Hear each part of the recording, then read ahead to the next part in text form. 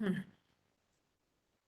चलिए, all the best to all of you. आणि please 10 मिनिटाचा वेळ बरोबर मॅनेज करा.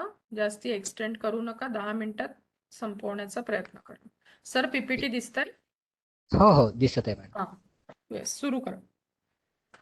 नमस्कार. मी राकेश चंद्रबान लोहकरे, सरस्वती महिला महाविद्यालय सावनेर येथे मराठी विषयाचा सहाय्यक प्राध्यापक म्हणून कार्यरत आहे. माझा विषय भालचंद्र नेमाडे यांची कादंबरी हा आहे. Madam please next slide.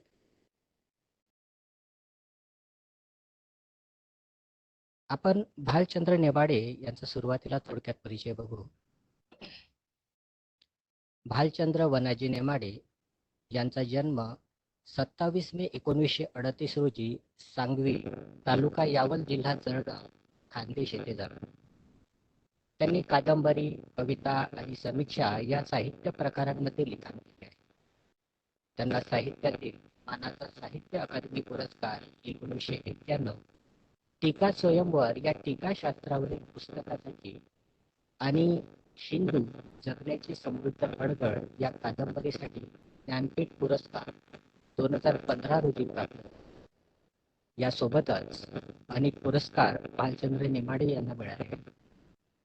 त्यांनी कादंबरी, 2 कविता, समीक्षा आणि टीकात्मक लेखन असं केलेलं आहे. त्यांच्या कादंबऱ्या आहेत कोसला 1963 रोजी लिहिलेली, दुसरी बिढार, तिसरी फूल, चौथी दरिला, 5वी चूल आणि 6वी हिंदू जगण्याची समृद्ध. या 6 कादंबऱ्या आणि लिखाणामधील पट हा त्यांचं कादंबरी विश्व या 6ही कादंबऱ्यांमधील फार महत्वाचं आहे. कादंबरी हा खूप मोठा काळ व अवकाश व्यापणारा कथात्म साहित्य प्रकार आहे. कथा म्हणजे गोष्ट. गोष्टीत क्रमवार घटना असतात. कथानकात घटना असतातच, पण त्या कार्यकारण संबंधाने बांधलेल्या असतात.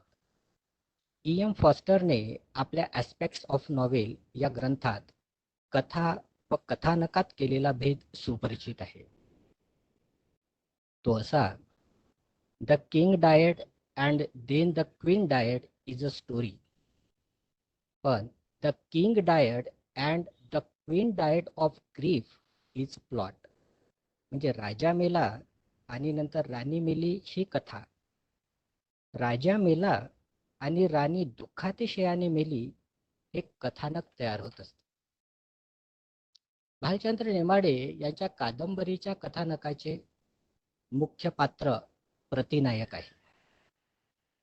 खांडेकर, फडके, ह.ना. आपटे यांच्या कादंबऱ्यांमधील नायक हा फक्त नायकच आहे. आता नायक आणि प्रतिनायक म्हणजे काय आहे? तर नायक पात्र हे कादंबरीच्या कथानकाच्या मध्यवर्ती असलेली व्यक्तिरेखा. या पात्राबद्दल काही वाङ्मयीन संकेत ठरलेले आहेत. नायक हा रूपसंपन्न, बलसंपन्न, ध्येयसंपन्न, गुणसंपन्न असावा, तसाच तो अनेक पातळ्यांवर यश प्राप्त करणाराही असावा. तर प्रतिनायक हे पात्र, याला इंग्रजीमध्ये अँटी हिरो असे म्हणतात. आजवरच्या नायकाबद्दलच्या सांकेतिक कल्पनांना धक्का देऊन अगदी सामान्य स्वप्न बांधून सामान्यपणे जगणारे पात्र. घटना प्रसंगांकडे हे पात्र पारंपरिक सश्रद्ध पद्धतीने न पाहता अश्रद्धपणे पाहते, तिरकसपणेही पाहते. अर्थात याला कारण या पात्राचा भ्रमनिरास झालेला असतो, म्हणून या पात्राचे वागणे, बोलणे विक्षिप्त वाटते. हे पात्र विक्षिप्त वाटत असले तरी तीव्र संवेदनशील असते. भालचंद्र नेमाडे यांच्या कादंबरीमध्ये म्हणजे कोसलापासून चिंतूपर्यंतचा प्रवास आपण पाहिला तर सामान्यपणे जगणारे पात्र या कादंबऱ्यांमध्ये आपल्याला पाहावयास मिळते. म्हणून कोसलाच्या अर्पण पत्रिकेमध्ये 100रातील 99 असे लिहिले आहे. त्यांनी सुरुवात ही कोसलापासून जी केली आहे ती अतिशय महत्वाची अशी कादंबरी आहे. पोचला भालचंद्र नेमाडे यांची पहिलीच कादंबरी 1963 साली प्रसिद्ध झाली. ही कादंबरी त्यांनी 24 ऑगस्ट 1963 ते 10 सप्टेंबर 1963 अशा अवघ्या 18 दिवसांमध्ये लिहिली आहे. आणि त्यावेळेस भालचंद्र नेमाडे यांचं वय अवघं 25 वर्षांचं होतं. या 25 वर्षाच्या कालखंडामध्ये म्हणजे सुरुवातीच्या काळातच त्यांनी पारंपरिक कादंबरीचं साचलेपण ढवळून काढणारी ऐतिहासिक अशी महत्वाची कादंबरी लिहिली. कादंबरीची पारंपरिक संरचना नाकारून प्रतिनायकासह नवी संरचना निर्माण करणारी मराठीतील महत्वाची नवकादंबरी भालचंद्र नेमाडे यांनी लिहिली. ग्रामीण जीवन आणि ग्रामीण जीवनातील वास्तववाद नेमाडे यांच्या कादंबऱ्यांमध्ये आलेला आहे. काल्पनिक आणि कल्पनारम्य जीवन सोडून वास्तविकतेचा स्वीकार नेमाडे यांनी केला आहे. लौट जाती है उधर को भी नजर क्या कीजिए, और भी दुख है जमाने में मोहब्बत के सिवा, राहते और भी है वसल की राहत के सिवा, मुझसे पहली सी मोहब्बत मेरे बहबूब न मान. जात धर्म हे प्रामुख्याने त्यांच्या कादंबऱ्यांमध्ये येत नाही. बहुजन समाज, विशेषतः शेती करणारा घटक याचे चित्रण त्यांच्या कादंबऱ्यांमध्ये विशेषतः आलेले आहे, प्रामुख्याने आलेले आहे. केशवसुतांनी कवितेमध्ये, वि.वा. शिरवाडकर यांनी नाटकांमध्ये जसा बदल घडवून आणला तसा कादंबरीमध्ये भालचंद्र नेमाडे यांनी बदल घडवून आणलेला आहे. त्यांच्या कादंबऱ्यांमध्ये खलनायक हे पात्र नाही. नवा नायक म्हणजे प्रतिनायक, नवी कादंबरी, भाषा शैलींमधील बदल, वास्तववादी जीवन कादंबऱ्यांमधून आलेले आहे. त्यांनी परंपरागत गोष्टींना छेद देण्याचे काम केले आहे. मुनहसिर मरने पे हो जिसकी उम्मीद, ना उम्मीदी उसकी देखा चाहिए. म्हणजे मरणावर केंद्रित ज्याची उमेद असेल त्याची ना उमेद पाहण्यासारखी. भालचंद्र नेमाडे म्हणतात, आपल्याला जे सांगायचं आहे त्याची मुळं आपल्या जगण्याच्या आणि जगाच्या संयुक्त रेषेवर शोधावी लागते. ही रेषा केवळ जाणीवेत अलग अशी सापडत नाही, ती बरी नेणीवेत उलटते. सफीना जब के किनारे पे आ लगा गालिब, खुदा से क्या सितम ओ जौ ए नाखुदा कशी. सफीना म्हणजे होडी, तर किनाऱ्याला लागली ना तुझी. आता कशाला नदी ओलांडताना नावाड्यानं केलेल्या छळाची जोर जबरदस्तीची मुलाकडे बघायला. भालचंद्र नेमाडे यांच्या कादंबरी जाणीव आणि नेणीव यांच्यातला हा संवाद भाषेत मांडण्याची प्रक्रिया बारीक सारीक तपशिलांच्या निवडीनुसार आपोआप नियंत्रित व्हायला लागली आणि ती आपल्याला त्यांच्या कादंबऱ्यांमधून आपल्याला नव कादंबरी आणि नवीन परिमाण त्यांच्या कादंबरीमध्ये मांडले. ते स्वतःबद्दलच असं म्हणतात, है कहा तमन्ना का दूसरा कदम यार, हमने रखते इनका को शिपा. आणि इथे उद्यातली कादंबरी विषय. धन्यवाद, सगळ्यांचा आभार आहे की सगळ्यांनी सांगितलं. आणि जर काही विचारायचं असलं तर विचारू शकता. थँक्यू राकेश सर, छान एक्सप्लेन केलं तुम्ही. स्लाइड्स कमी होत्या, but you have explained all the points in details with all the valuable words. Thank you, sir. Thank you, Rakesh sir.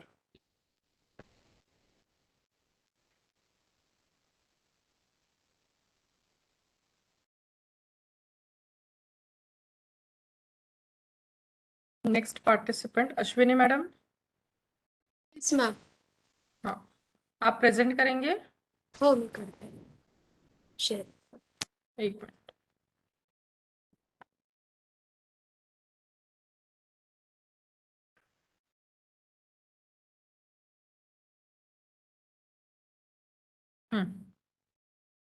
करून बघा.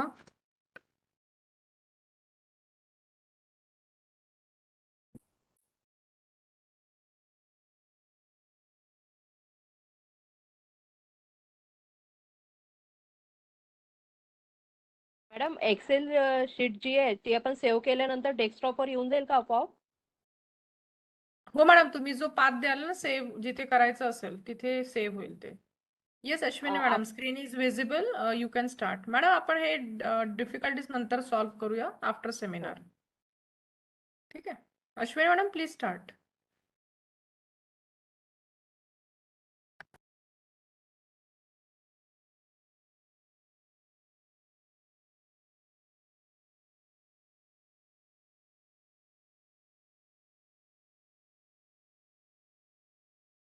मॅडम स्लाइड शो कराल?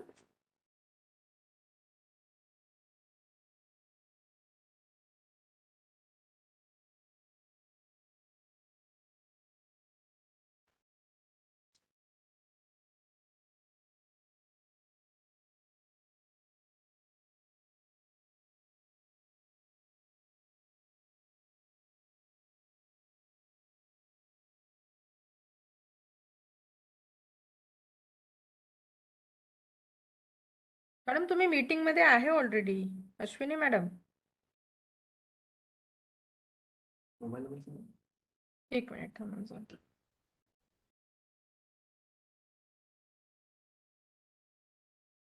अश्विनी मॅडम माझा आवाज येतोय?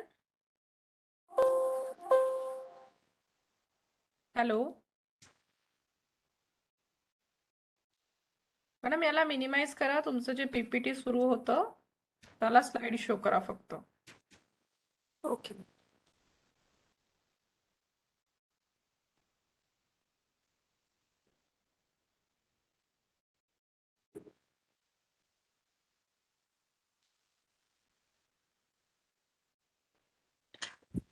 पण माझा आवाज येतोय? हो हो. Good afternoon one and all. मैं डॉक्टर अश्विनी ठाकरे आपके सामने प्रेजेंट कर रही हूँ फंडामेंटल राइट्स. मूलभूत हक और मूलभूत अधिकार भी हम इसे कहते हैं. अब फंडामेंटल राइट्स भारतीय संविधान के अंतर्गत हम सब भारतीय लोगों को प्राप्त हुआ है. इसलिए हम थोड़ा हमारा जो संविधान है उसकी जो हमारी उद्देश्य पत्रिका है उसी को हम प्रास्ताविक कहते हैं. तो प्रास्ताविका के बारे में जानेंगे. हमारे प्रास्ताविका में we the people of India, फिर हमारा भारत देश जो है वो सार्वभौम है, समाजवादी है, धर्मनिरपेक्ष है, लोकतंत्रात्मक है और गणराज्यात्मक है. ऐसा उस प्रास्ताविका में मेंशन है. इसी के साथ ही समानता, न्याय, स्वतंत्रता और बंधुत्व की भावना, ऐसा एक शॉर्ट स्वरूप हमारे भारतीय संविधान का इस प्रास्ताविका में मेंशन है. इसी के साथ ही हमारा संविधान जब बना तब उस संविधान में अनेक दूसरे देशों के जो संविधान से रिलेटेड आइडियाज है उसको हम लोगों ने अडॉप्ट किया है. उसके साथ ही हमारे भारत देश में जो भारतीय फ्रीडम फाइटर्स थे, जो स्ट्रगलर्स थे, उनकी विचारधाराएं हमारे भारतीय संविधान के ऊपर उनकी छाप पड़ी है. फॉर एग्जाम्पल महात्मा गांधी जी, सरदार वल्लभ भाई पटेल, पंडित जवाहरलाल नेहरू, ऐसे अनेक पॉलिटिकल थिंकर्स के महान विचार हमारी संविधान के अंतर्गत हमें दिखाई देते हैं. तो उसी में से हम एक छोटा पार्ट पर आज देखेंगे, वो है मूलभूत अधिकार. जैसे हमारे FIP में एक मैडम एक्सपर्ट्स थे लॉ के, उनका जो टॉपिक था वो फंडामेंटल ड्यूटीज था. मूलभूत हक, सॉरी मूलभूत कर्तव्य. तो मैडम ने मूलभूत कर्तव्य के ऊपर हमें केस लेक्चर दिया था. लेकिन ये जो पार्ट है फंडामेंटल राइट्स, मूलभूत हक या मूलभूत अधिकार हम उसको कहते हैं, ये उससे डिफरेंट है. तो मूलभूत कर्तव्य है वो हम लोगों को कंपल्सरी नहीं है, लेकिन मूलभूत अधिकार या मूलभूत हक है वो हम लोगों को, सभी लोगों को कंपल्सरी न्यायालयीन प्रोटेक्शन के साथ मिले हैं. उसके बाद हम देखते हैं एक short definition of fundamental rights. Fundamental rights are the basic human rights ensured in the Constitution of India, which are guaranteed to all citizens. They are applied without discrimination on the basis of race, religion and gender. उसके बाद हम देखते हैं history of human rights. अब ये जो मानव अधिकार की जो भावना है, इसका मुख्य तत्व है विश्व बंधुत्व की भावना पर आधारित। मानव अधिकारों का संबंध मनुष्य के व्यक्तित्व व विकास से जुड़ा हुआ है और इसका अभिप्राय विभिन्न राष्ट्रों को ऐसे अधिकार प्रदान करने से है कि जिसका उपयोग प्रत्येक राष्ट्र अपने विकास को गतिशील कर सकता है। अगर हम वास्तविकता में देखते हैं तो ये जो मूलभूत अधिकार है हमारे, तो इसी को हम प्राकृतिक अधिकार, नेचुरल राइट्स भी कहते हैं। कोई भी व्यक्ति किसी भी राष्ट्रीयता, लिंग, वर्ण, जाति, व्यवसाय, सामाजिक, आर्थिक स्थिति से बिलोंग करता है, लेकिन हर एक व्यक्ति को मानव अधिकार संरक्षण अधिनियम प्राप्त है। मानव अधिकार संरक्षण नियम के अकॉर्डिंग इसकी एक और डेफिनेशन मैं आपको बताऊंगी कि व्यक्ति के जीवन, स्वतंत्रता, समानता एवं गरिमा से संबंधित उन अधिकारों से है जो संविधान द्वारा प्रत्याभूत है अथवा अंतरराष्ट्रीय करारों में सम्मिलित है और भारत के न्यायालयों द्वारा परिवर्तित है। अब हम देखेंगे कि ये जो मानव अधिकार की भावना है वो डेवलप हुई है सबसे पहले मैग्ना कार्टा नाम के घोषणा पत्र में।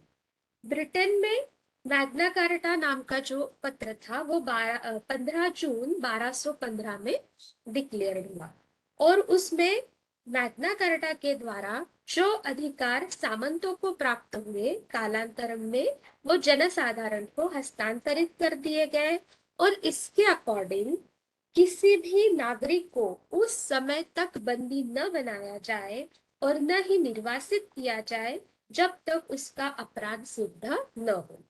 उसके बाद ब्रिटेन में ही हेब्स कॉर्पस नाम का एक एक्ट आया और उसके अकॉर्डिंग किसी भी व्यक्ति पर बिना अभियोग चलाए किसी भी व्यक्ति को नजरबंद नहीं किया जा सकता, ऐसे मेंशन किया गया। उसके बाद ब्रिटेन में ही बिल ऑफ राइट्स डिक्लेयर हुआ और बिल ऑफ राइट्स के अकॉर्डिंग जनता के प्रतिनिधियों को भाषण की स्वतंत्रता प्राप्त हुई। उसके बाद सबसे महत्वपूर्ण है फ्रांस रिवॉल्यूशन जो 1789 को हुई थी। तो उस फ्रांस क्रांति में स्वतंत्रता, समानता और भातृत्व की घोषणा की गई। लोकतंत्र एवं लोक प्रभुत्व के सिद्धांत का समर्थन किया गया और राष्ट्रीयता के सिद्धांत का भी समर्थन किया गया। इसके बाद सबसे लास्ट है डिक्लेरेशन ऑफ ह्यूमन राइट्स जो 10 दिसंबर 1948 को डिक्लेयर किया गया। अब पहला महायुद्ध हमारे यहाँ हुआ, दूसरा महायुद्ध हुआ, तो सब द्वितीय विश्व युद्ध के भयानक रक्तपात, धन जन हानि के बाद कुछ महत्वपूर्ण राष्ट्रों को ऐसा लगा कि अभी हमारे बहुत मानव अधिकारों का उल्लंघन हो रहा है, इसलिए कुछ प्रमुख राष्ट्रों ने, उनके नेताओं ने यह जो विचारधारा है मानव अधिकारों के संरक्षण की, इसके ऊपर अटलांटिक चार्टर 1941 तथा संयुक्त राष्ट्र संघ घोषणा 1942 में इस फंडामेंटल राइट्स के ऊपर फोकस किया गया, उसके ऊपर विचार विमर्श हुए और उसके बाद उसी के साथ ही कुछ अंतरराष्ट्रीय सम्मेलन भी हुए। For example Berlin Congress, Brussels सम्मेलन, हेग सम्मेलन, ऐसे सामूहिक रूप से तथा राष्ट्र संघ ने मानव अधिकारों पर अत्यधिक बल दिया और 10 दिसंबर 1948 को डिक्लेरेशन ऑफ ह्यूमन राइट्स घोषित किया।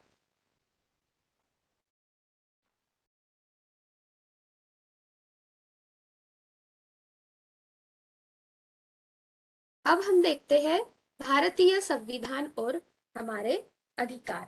भारतीय संविधान के भाग 3 में आर्टिकल 12 से 35 तक हमें ये फंडामेंटल राइट्स मिले हैं।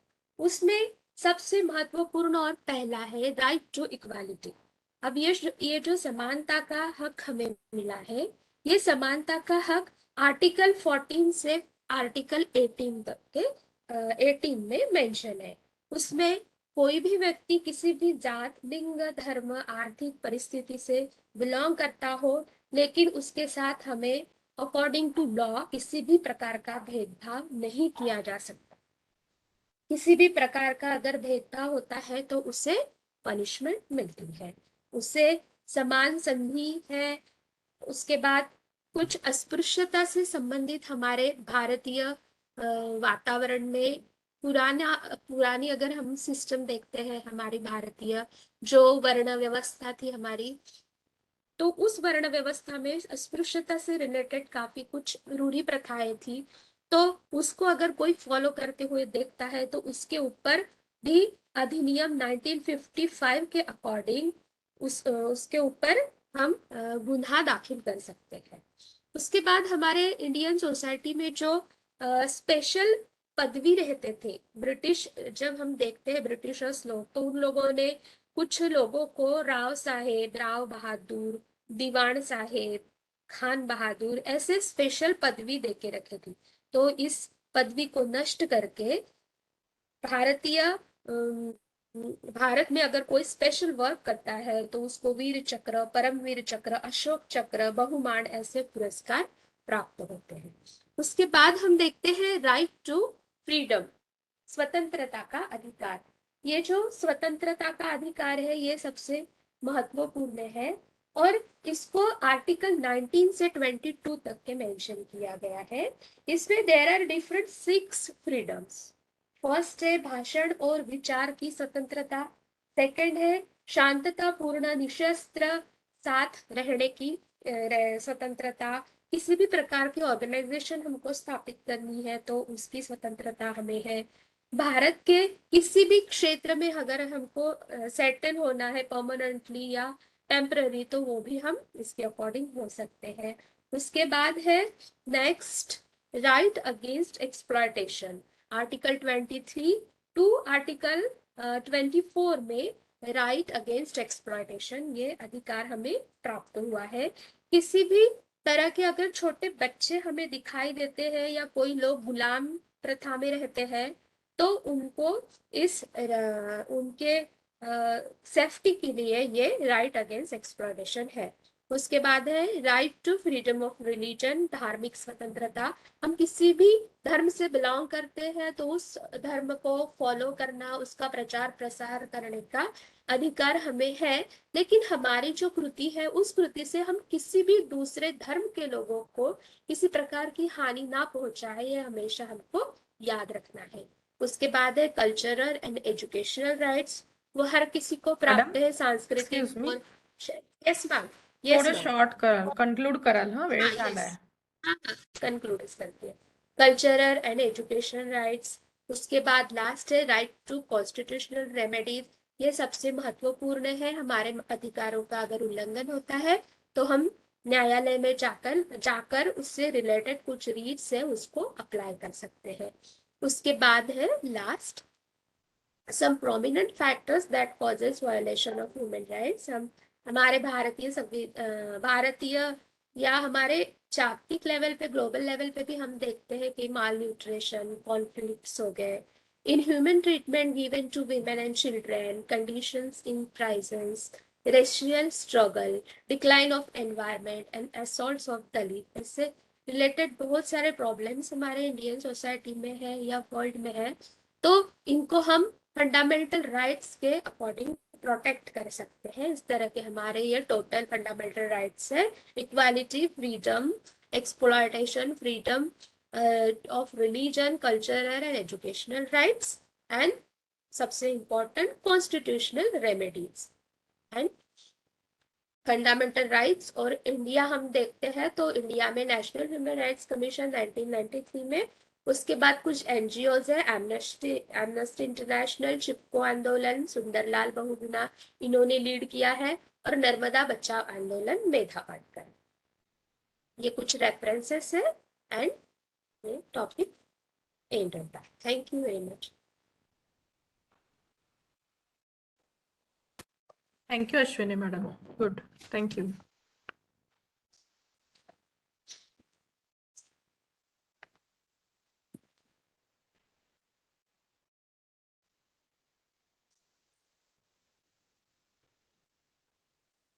Next, Dr. Rupa madam. Yes madam. आप शेयर करेंगे? मैम आप कीजिए, जी। मैंने भेजा है। अभी फिलहाल नहीं भेजा ना, मतलब लास्ट 2-3 डेज में, क्योंकि मैंने पहले से डाउनलोड करके रखे हैं। हाँ हाँ, नहीं मैंने आज Okay. भेजा है। आज भेजा है, जस्ट वेट। अपडेटेड वाला है कि पहले भेजा ही नहीं था आपने? नहीं नहीं मैम, अपडेटेड वगैरह कुछ नहीं है, मैंने अभी भेजा है। Why so late?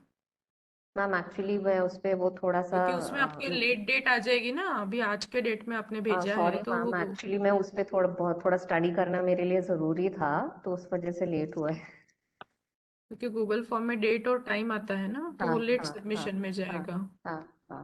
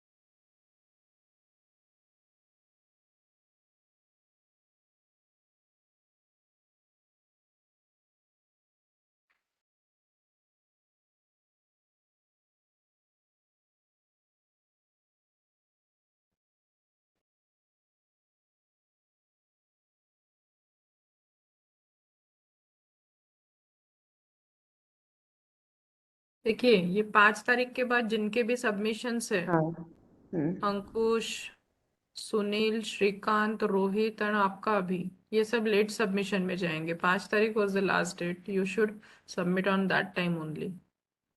मैडम मैंने ऑलरेडी सबमिट किया था, उसके अंदर अपडेट था बस, इसलिए वो फिर से Okay. रिसबमिट किया है मॅडम। मॅडम माझं पण अपडेटेड होतं मॅडम, मी आधी पाठवलेलं आहे। Hello, okay okay. आधी 5च्या अगोदरच पाठवलं होतं, पण अपडेटेड मी काल वगैरे पाठवलं होतं।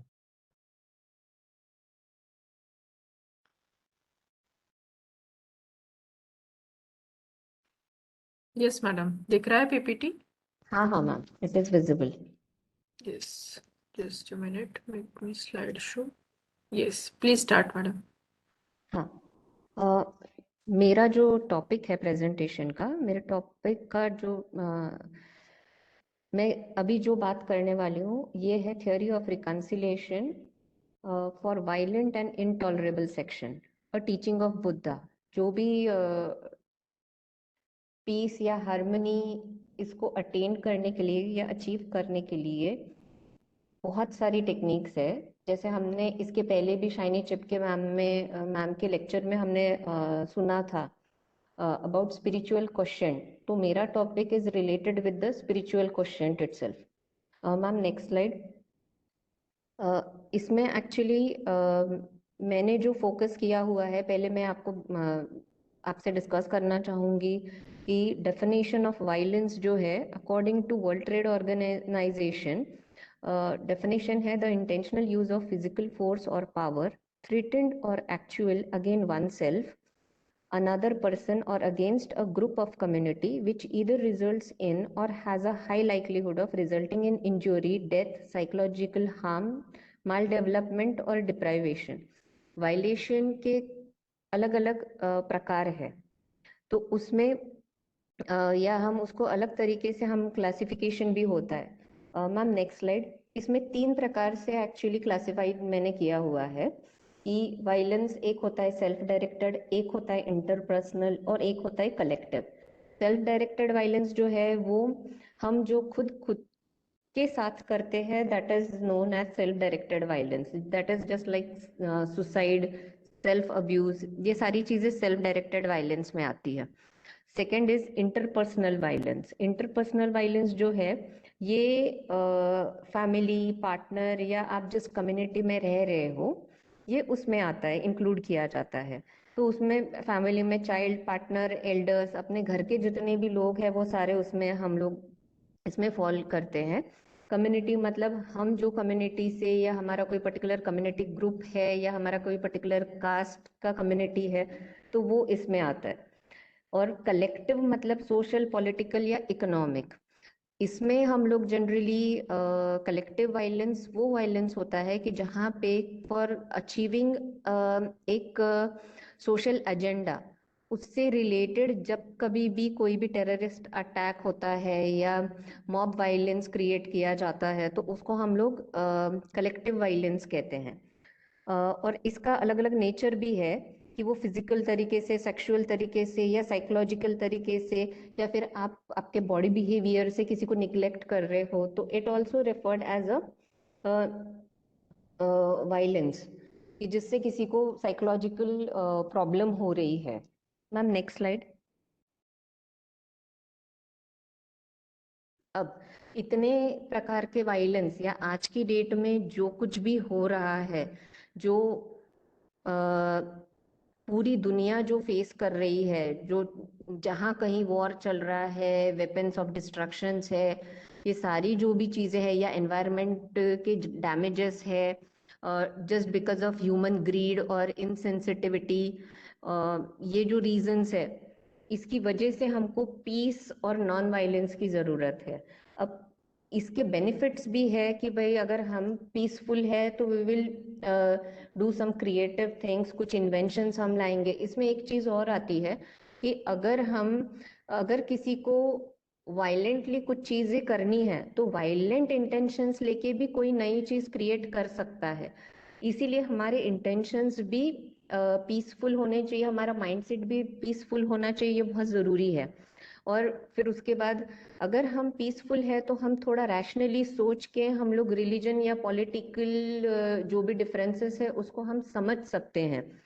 और एक्सट्रीमिज्म या पावर थर्स्ट, ये जो सारी चीजें आज की डेट में कौन सी कंट्री को वो पावरफुल बनना है उसके लिए काफी सारी स्ट्रेटजीज यूज की जाती है। तो ये सारी चीजें एक्चुअली जरूरत सब लोगों के लिए महसूस हो रही है कि नहीं, अभी हमको पीस चाहिए है, हमें वायलेंस नहीं चाहिए, वी वांट नॉन वायलेंस।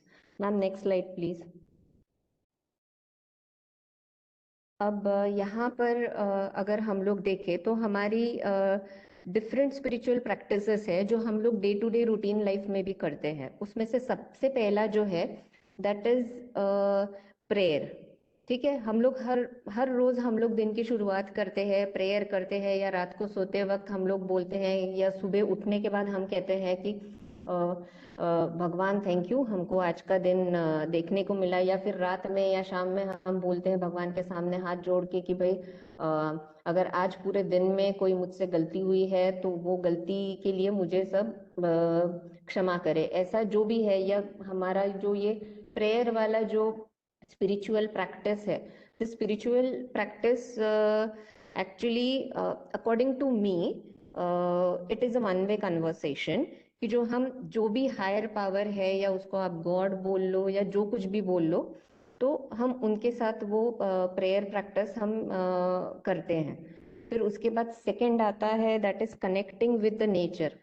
काफी बार अगर आप लोगों में से काफी लोगों ने खुद के साथ अगर ऑब्जर्व किया होगा कि हम कभी बहुत डिस्टर्ब हुए हैं तो हमें बहुत शांति मिलती है कि हम कभी किसी पेड़ के नीचे जाके बैठ रहे हैं, या किसी को अगर गार्डनिंग का शौक है उस वक्त वो पर्टिकुलर हम वो गार्डनिंग में जब हम इन्वॉल्व हो जाते हैं तो हमें काफी पॉजिटिव वाइब्स भी मिलती है गार्डनिंग करने से।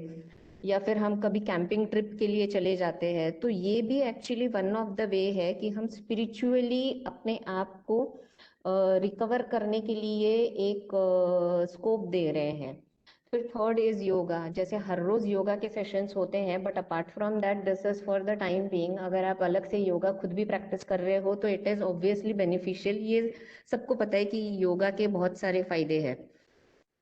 देन फोर्थ पॉइंट आता है कि attending a spiritual service.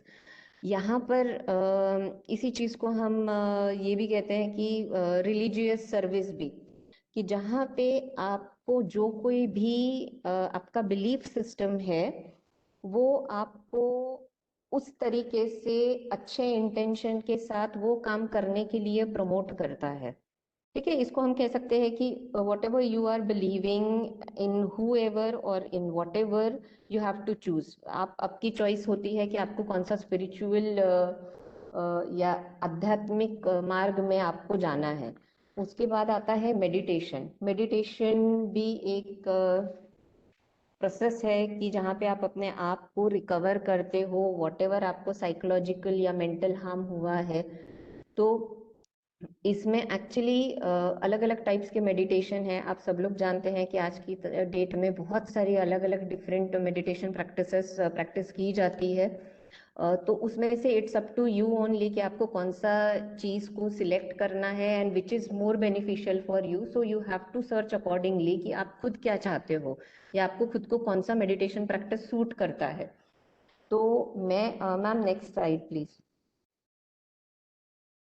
Actually मैं खुद विपश्यना मेडिटेशन प्रैक्टिस करती हूँ, तो मैं इसी के बारे में बात करूंगी कि I personally get benefited by practising this meditation technique. और विपश्यना ये जो टेक्निक है, यहाँ पर जो भी चीजें आपके अंदर जैसी है उसको वैसे एक्सेप्ट करना सिखाते हैं। एंड जनरली अगर आप खुद को एक्सेप्ट कर पाते हो और खुद को ही अगर आप फेस कर पाते हो तो आई थिंक फिर बाहर की चीजों को टैकल करना बहुत इजी हो जाता है। और इसी टेक्निक को आर्ट ऑफ लिविंग का टेक्निक भी कहते हैं। Ma'am next slide please. और जैसे यहाँ पे मैंने लिखा हुआ है, if there is peace within then there will be a peace outside. अपनी कंट्री जो है इंडिया, यहाँ पर बहुत सारे लोग हो गए हैं, संत हो गए हैं कि जिन्होंने हमें बहुत सारा, हमारे पास काफी रिटर्न या थेरेटिकल चीजें या उनके अनुभव, आध्यात्मिक चीजें अपने पास अवेलेबल है कि जो हमने हमारे पूरे भारत में शेयर सबके पास है। अलग अलग संतों की दी हुई वाणी है। फिर यही सारी चीजें हमने बाहर भी शेयर किए हैं। और उसी हिसाब से फिर अगर आप देखते हो तो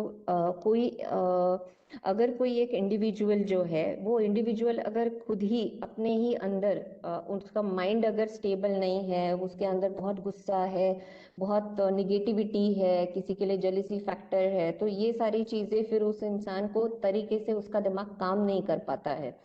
और अगर हम पीस या हार्मोनी के बारे में अगर हम सोचते हैं तो जब भी कोई इंडिविजुअल जो है, अगर हर एक पर्टिकुलर इंसान अगर पीसफुल है तो ही बाकी पूरा वर्ल्ड में पीस हो सकता है। तो it is always important to first know yourself so that many of the problems will get solved। और जैसे कि यूनिवर्सल लॉ कहिए या भगवान कहिए, जो भी आप जिस किसी को भी मानते होंगे, तो हर धर्म में यही चीज सिखाई जाती है कि how to be a good human being. कभी भी कोई भी रिलीजन ये नहीं सिखाता है कि आपको अच्छी जिंदगी नहीं जीनी है या आपको इमोरल लाइफ जीना है, मोरल लाइफ नहीं जीना है। हर रिलीजन आपको यही बताएगा। सो नाउ उसी तरीके से विपश्यना प्रैक्टिस जो है, ये भी आपको तब पता चलेगा जब आपको ये पर्टिकुलर 10 डे का कोर्स होता है। इसकी वेबसाइट्स अवेलेबल है जहाँ पे आपको, अगर आप सच में करना चाहते हो तो आप वो वेबसाइट पे जाके आप इस चीज़ को फॉलो कर सकते हो। इसका एक्चुअल डेटा भी कि कितने लोगों को ये टेक्निक फॉलो करने के बाद कितना फ़ायदा हुआ है, वर्ल्ड ट्रेड ऑर्गेनाइजेशन और यहाँ पे उसकी वेबसाइट पे भी अवेलेबल है।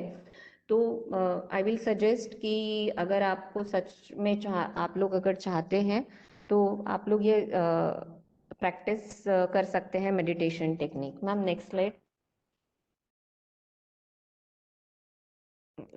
Thank you ma'am. Yes, thank you, Dr. Rupa. What is your subject? Ma'am, I'm from commerce background. Yes. Why you have chosen this topic for seminar? Ma'am, actually, I was very confused. I had option that I should select one of my teaching subjects, which I'm teaching now. I found it very easy for me, but फिर मुझे थोड़ा बहुत सोचने के बाद then I finally decided कि नहीं, मैं इस पे बात कर सकती हूँ। और Okay. मैंने सोचा चलो लेट्स सी। एंड मेरे दिमाग में एक्चुअली बैक ऑफ माइंड कहीं तो जितने सेशंस अटेंड किए थे, तो उसमें से जैसे मैंने पहले शुरुआत भी की कि सेशन शुरू करने के वक्त कि शाइनी चिब मैम ने भी देयर वाज वन सेशन कि जहाँ पे she also focused on spiritual question, so I thought I can take something like that. तो Okay. बिकॉज ऑफ ये भी एक Okay. रीजन था ये टॉपिक चूज करने के पीछे का। ओके ओके ठीक है, थैंक यू सो मच। जी, थैंक यू मैम। चलिए पार्टिसिपेंट्स, मुझे बताना ये है कि यू स्टार्ट मतलब अपना official lunch break as such नहीं है। आप लोग अपना लंच ले सकते हैं, जिनके सेमिनार है वो सिर्फ आप यहाँ पे रहिए, मतलब मीटिंग को लीव मत करिए। बाकी पार्टिसिपेंट्स भी you stay connected, we will proceed with seminar as it is. So there is no as such official lunch break, क्योंकि बाकी पार्टिसिपेंट्स अपना लंच कर सकते हैं, बट जिनका सेमिनार से वो थोड़ा रुक जाइए। जिनके हो गए हैं दे कैन।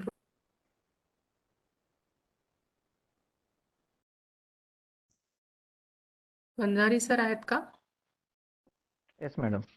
हाँ सर, तुम्ही प्रेझेंट करताय? नाही मॅडम, तुम्हीच करा. ओके.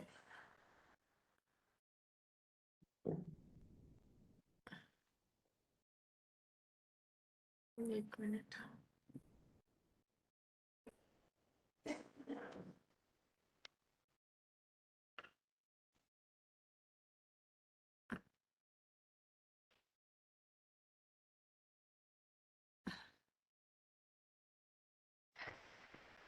सर दिसतंय पीपीटी? मॅडम हा आधीवाला आहे. अच्छा, मी रिसेंट रिसेंड पाठवलाय केला का? होता. हां, मी मागेच पाठवलेला आहे मॅडम. तो पहा, हा सुरुवातीवाला आहे. ऍक्च्युली हा खूप सिम्पल होता म्हणून मी त्याच्यात थोडंसं चेंजेस केलेत madam.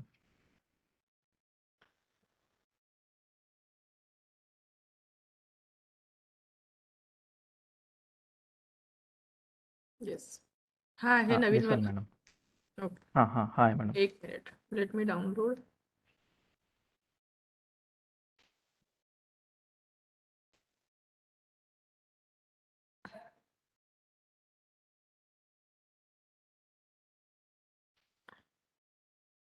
Yes, please start.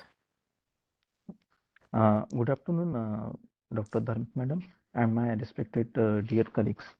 Myself, Dr. Sunil Banjari, and I am here to present a PPT presentation on my topic, that is reaction intermediate and their stability.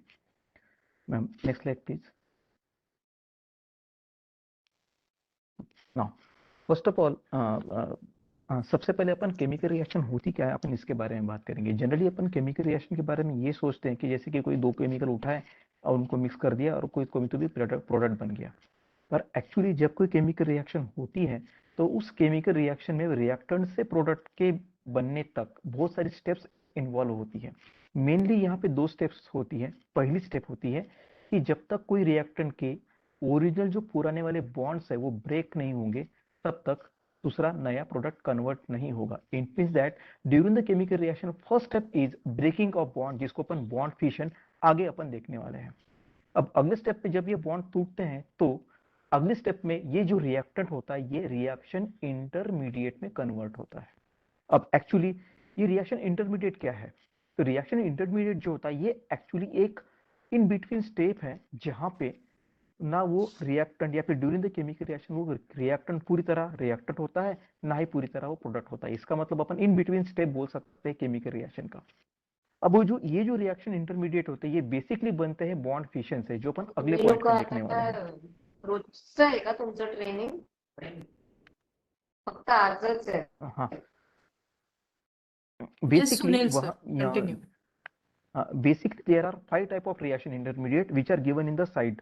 That is, those are free radicals, carbocation, carbanion ions, carbenes and nitrines and benzene. Out of which first three that is free radical, carbocation, carbon anion, इन तीन को आज अपन समझने वाले हैं। उनका formation कैसे होता है, उनका स्टेबिलिटी ऑर्डर कैसे होता है, इसको अपन आज समझने वाले हैं। तो madam please next slide.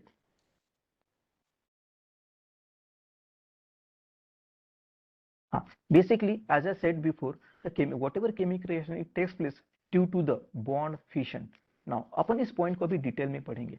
Bond fission का मतलब क्या होता है कि जो भी टेक्निकली कोई केमिकल रिएक्टेंट है या फिर कंपाउंड है, उसके अंदर जो बॉन्ड्स होंगे, उन बॉन्ड का किसी स्पेसिफिक तरीके से डिपेंडिंग ऑन द कंडीशन उसका ब्रेकिंग होगा। इसका मतलब जो रिएक्टेंट है उसके जो ओरिजिनल बॉन्ड है वो ब्रेक होने वाले हैं, और आगे चल के due to this breaking of bond that chemical compound get converted into the particular reaction intermediate. Now when we talk about the bond fission और bond breaking को क्या बोलते हैं, bond fission बोलते हैं। बेसिकली bond fission जो होता है ये दो टाइप का होता है।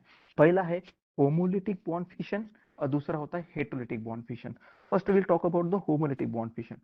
अब as the name suggest, homolysis का मतलब सिमिलर और लाइटिक का मतलब ब्रेकिंग, यानी ऐसा ब्रेकिंग हो रहा है जहां पे बॉन्ड जो है वो सिमिलर वे में डिस्ट्रीब्यूट हो रहा है। बेसिकली बॉन्ड क्या होता है कि दो एटम के बीच में इलेक्ट्रॉन का शेयरिंग होता है। इसका मतलब एक बॉन्ड का मतलब दो इलेक्ट्रॉन्स होते हैं। तो जब ये बॉन्ड टूटेगा तो वो जो बॉन्ड के इलेक्ट्रॉन होंगे वो किस तरह से डिस्ट्रीब्यूट हो रहे हैं, उसी को अपन actually type of bond breaking या फिर बॉन्ड फिशन बोलते हैं। अब नीचे देखिए एक डायग्राम आपको दिख रहा होगा जिसके अंदर मॉलिक्यूल ए बी आपको दिख रहा है, जिसके अंदर जो बॉन्ड की तरफ से जो इलेक्ट्रॉन्स निकल रहे हैं, जो एरोस दिए हुए हैं, बेसिकली वो क्या इंडिकेट कर रहे हैं कि जो बॉन्ड टूटने के बाद जो भी इलेक्ट्रॉन्स है रिस्पेक्टिव एटम ए और बी की तरफ इक्वली डिस्ट्रीब्यूट हो रहे हैं। It means that whenever there is a bond fission and in this bond fission the bond pair equally distributed on the respective atoms, that is called as the homolytic bond fission। और यही homolytic bond fission आगे चल के आपको जो product में दिख रहा होगा ए डॉट और बी डॉट, यही आगे चल के अपन उसको क्या बोलेंगे, फ्री रेडिकल्स बोलने वाले हैं।